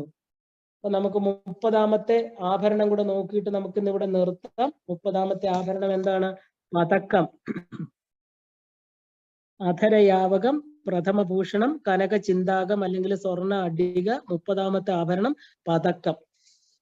ഇപ്പൊ പതക്കം എന്ന് പറഞ്ഞാല് പെൻഡന്റ് എന്നർത്ഥം. നമ്മൾ പതക്കം, ഒരു മാലയില്, പ്ലെയിൻ ആയിട്ടുള്ള ഒരു മാലയില് ഒരു എന്താ പറയാ, ഒരു സാധനം കോർത്തിടും അല്ലെ, അതിനെയാണ് പതക്കം എന്ന് പറഞ്ഞത്. 2 പതക്കം ഉണ്ട് ദേവിക്ക്. പതക്കം എന്ന് പറഞ്ഞാൽ സാധാരണ പതക്കം, 31ാമത്തെ ആഭരണം മഹാപതക്കം, ആ ഒരു വലിയ പെൻഡന്റ്. ഈ പെൻഡന്റ് എന്ന് പറഞ്ഞാല് തന്ത്രശാസ്ത്രത്തിലെ പതക്കം എന്ന് പറയുന്നത് 108, അതായത് ആ ഒരു ഖഡ്ഗമാലയിലെ ദേവതകള്, ഖഡ്ഗമാലയിൽ 108 ദേവതമാരാണ് ഉള്ളത്. അവരെ ശ്രീചക്രത്തിലെ യോഗിനിമാരാണ്. അവര് ദേവിയെ സദാ സേവിച്ചുകൊണ്ടിരിക്കുന്നു. അപ്പൊ പഞ്ചദശി മന്ത്രം എന്ന് പറയുന്നത് ഖഡ്ഗമാല മന്ത്രമാണ്. ഖഡ്ഗമാല മന്ത്രത്തിന്റെ ഒരു എന്താ പറയാ സമ്പൂർണമായിരിക്കുന്ന ഒരു എന്താ പറയാ ലിമിറ്റഡ് ആയിരിക്കും. അതിനെ ഒന്ന് ഒതുക്കി ചുരുക്കി കൊണ്ടുവന്നിരിക്കുകയാണ് ഏത് പഞ്ചദശി മന്ത്രം. പഞ്ചദശി മന്ത്രം തിഥി നിത്യ ദേവതകളുടെ പേര് മാത്രമേ നമ്മൾ അവിടെ പറയുന്നുള്ളൂ. പക്ഷെ എന്താ അണിമാതിവിരാവൃതം അഹമിത്യേവ വിഭാവയേ ഭവാനി എന്നാണ് അല്ലെ. അണിമ തുടങ്ങിയ സിദ്ധികളാൽ ചുറ്റപ്പെട്ടിരിക്കുന്ന ദേവി. അഹം ഇത്യേവ വിഭാവയേ ഭവാനി, ഞാനാണ് ദേവിയാണെന്ന് ആര് കരുതും? നമ്മുടെ ഏറ്റവും ഉയർന്ന ദേവിയുടെ ധ്യാന ശ്ലോകം ഏതാണ്? അരുണാം കരുണാ തരംഗിതാക്ഷി അല്ലെ. അഹമിത്യേവ വിഭാവയേ ഭവാനി എന്നുള്ള ആ ഒരു ധ്യാന ശ്ലോകമാണ് ഏറ്റവും ഉയർന്നത്. കാരണം പഞ്ചദശി മന്ത്രം എന്ന് പറയുമ്പോൾ എന്താണ്? ആ ബ്രഹ്മവിദ്യയാണത്. ആ ബ്രഹ്മവിദ്യയിലൂടെ നമ്മൾ എന്താ അറിയുന്നത്? അഹമിത്യേവ, ഞാൻ അഹമാണ്, എന്റെ ഉള്ളിലിരിക്കുന്ന ദേവിയാണെന്ന് തിരിച്ചറിയുന്നത്. അതിന് നമ്മളെ തിരിച്ചറിയാൻ സഹായിക്കുന്ന ദേവതമാരാണ് ഖഡ്ഗമാല ദേവികള്. ഖഡ്ഗമാല എന്ന് പറയുമ്പോൾ ഇതിനെ മിഥുനങ്ങൾ എന്ന് പറയാറുണ്ട്. സാധാരണ സമയാചാരത്തില് 15 ഖഡ്ഗമാല ദേവികളും ആ ഒരു 15 ദേവതമാരും അവരുടെ മിഥുനത്തോടൊപ്പം, അതായത് ആ പുരുഷ ശബ്ദത്തോടൊപ്പമാണ് അവരിയ്ക്കുന്നത്. അപ്പൊ ഓരോ തിഥി നിത്യ ദേവതകൾക്കും അവരുടെ ഭർത്താവിനെയും കൂടെ ചേർത്തിട്ടാണ് മന്ത്രങ്ങള്. സമയാചാരത്തിലെല്ലാം അങ്ങനെയാണ്. ഈ 15 പഞ്ചദശി മന്ത്രത്തിന്റെ 15 അക്ഷരങ്ങൾക്കും 15 ദേവതമാരും അവരുടെ മിഥുനം എന്ന് പറഞ്ഞാൽ ഭർത്താവും കൂടെ ചേർന്നിരിക്കുക. വലിയ മന്ത്രമാണത്. ഇപ്പൊ നവാവരണ പൂജ ചെയ്യുമ്പം ഇവരുടെ ഭർത്താക്കന്മാരുടെ പേരുകളെല്ലാം പറയുന്നുണ്ട്. അപ്പൊ അതുപോലെ തന്നെ ഈ എന്താ പറയാ തന്ത്രശാസ്ത്രത്തിലെ 108 എന്ന് പറയുന്നത് ഖഡ്ഗമാല ദേവതകളാണ്. അപ്പൊ ദേവിയുടെ പതക്കം എന്ന് പറഞ്ഞാൽ എന്താ?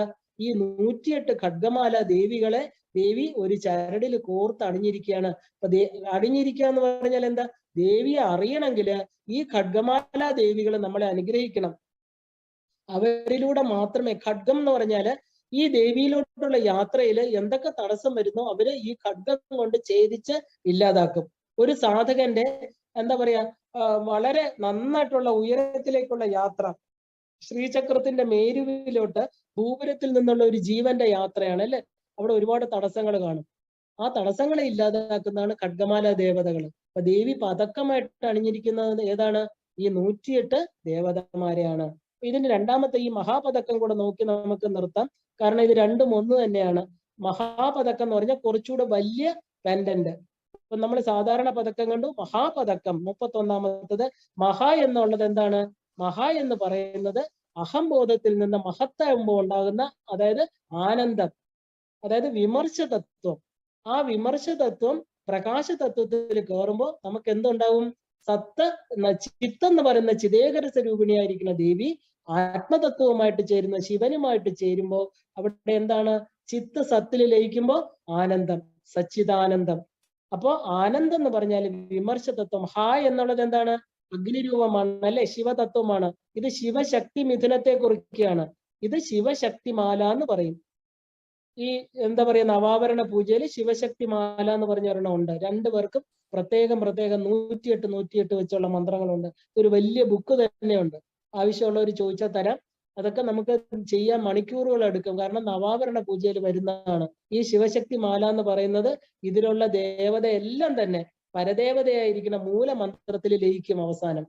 കാരണം ഇതെല്ലാം സെപ്പറേറ്റ് ആയിട്ട് നമ്മൾ പൂജിച്ചതിന് ശേഷം ഇതെല്ലാം ഒന്നിൽ ചെന്ന് ലയിക്കും. അതാണ് മഹാപതക്കം, അഹമായിരിക്കുന്ന. കാരണം ഈ മിഥുന ഖഡ്ഗമാല എന്ന് പറയുന്നത് ഒരു മന്ത്രമാലയാണ്. ആ മന്ത്രമാലയിൽ നമ്മൾ സെപ്പറേറ്റ് ആയിട്ട് കാണുന്നതെല്ലാം അവസാനം എന്താണ്? ആദ്യം നമ്മൾ തുടക്കത്തിൽ കണ്ട ശിവനും ശക്തിയാണ് അല്ലെ. അതിൽ നിന്നാണ് ഇവരെല്ലാം വരുന്നത്. എന്തിനു വേണ്ടിയിട്ട്? പ്രപഞ്ച സൃഷ്ടിക്ക് വേണ്ടി. ആ സൃഷ്ടിച്ച പ്രപഞ്ചത്തെ സ്ഥിതി പരിപാലിച്ചുകൊണ്ട് തിരിച്ചവരെന്താ? എല്ലാവരും തിരിച്ച് മഹാപ്രളയ സമയത്ത്, അതാണ് മഹാതാണ്ഡവ സാക്ഷിണി. ഈ പറയുന്നതെല്ലാം തന്നെ തിരിച്ചു ലയിക്കും. ആ നവാവരണ പൂജയിൽ ആരെയൊക്കെയാണോ വിളിച്ച് താഴെ കൊണ്ടുവന്നത് അവരെല്ലാം നമ്മൾ തിരിച്ചു കൊണ്ടുവന്ന് ശിവശക്തിയിൽ ലയിപ്പിക്കും. അപ്പൊ ഈ മഹാപതക്കം എന്ന് പറയുന്നത് അഹമായിരിക്കുന്ന, അതായത് ആ അഹത്തിനെ നമ്മളെ ഞാനെന്ന് വിചാരിച്ചിരുന്ന ദേവി പറയുന്ന ഒരുപാട് പ്രാവശ്യം പറയുന്നുണ്ട്, ഏകൈവാഹം, ഞാൻ മാത്രമേ ഉള്ളൂ. അത് നമുക്ക് മനസ്സിലാക്കി തരിക. കാരണം നമ്മൾ പൂജയിലൂടെ, ബാഹ്യ പൂജയിലൂടെ ഇതെല്ലാം ഒന്നാണ്. ഇല്ലെങ്കിൽ നമ്മുടെ പ്രാണനെ വെളിയിലേക്ക് ആവാഹിക്കുമ്പോൾ 3 ഖണ്ഡങ്ങളിൽ നിന്ന് ത്രികണ്ഠാമുദ്ര വെച്ച് ഏകമായിരിക്കുന്ന ശക്തിയെ പുറത്തേക്ക് കൊണ്ടുവരുമ്പോൾ നമുക്ക് അറിയാം, ഒന്നേ ഉള്ളൂ, എന്റെ പ്രാണനെ ഞാൻ പുറത്ത് ശ്രീചക്രത്തിൽ വെക്കുന്നത് അല്ലേ. ആ അകത്തുനിന്ന് കാരണാനന്ദ വിഗ്രഹേ എന്ന് പറഞ്ഞ് എവിടുന്ന എല്ലാത്തിനും കാരണമായിരിക്കണം അല്ലയോ അമ്മ എന്ന് പറഞ്ഞിട്ട് അകത്തുനിന്ന് വെളിയിലോട്ട് കൊണ്ടുവരുന്നത്. സർവഭൂതഹിതേ മാതഹ ഏഹി ഏഹി പരമേശ്വരി സ്വാഹ. ഈ പരമേശ്വരിയെ വെളിയിൽ കൊണ്ടുവച്ച് പൂജിച്ചിട്ട് തിരിച്ചുധ്വംസിക്കുക, തിരിച്ചകത്തേക്ക്. ഈ അകത്തും പുറത്തും കൊണ്ടുവരുന്ന ആരാണ്? ഏകമായിരിക്കുന്ന ശക്തിയാണ്. ആ തിരിച്ചറിവാണ് ഈ മഹാപതക്കം.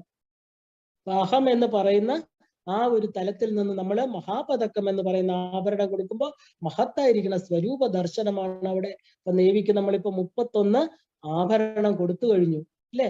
ഇപ്പൊ തന്നെ നമ്മൾ ഏകദേശം ഒരുവിധം എന്താണോ എന്ന് മനസ്സിലാക്കി. ഇനിയും ദേവിക്ക് ആഭരണങ്ങളുണ്ട്. മുക്താവലി മുതല് ഇനിയുള്ള ഏകാവലി, ചന്നവീരം, കേയൂര യുഗള ചതുഷ്ടയം, ഇങ്ങനെ പോകുന്നുണ്ട് ഇനി ആഭരണങ്ങൾ. എത്ര ദിവസം കൊണ്ട് തീരുന്ന എനിക്കിപ്പോ ഒരു പിടിയും കിട്ടുന്നില്ല. എന്തായാലും ശരി, 31ാമത്തെ മഹാപതക്കം വെച്ച് ഇന്നിവിടെ നിർത്തുകയാണ്.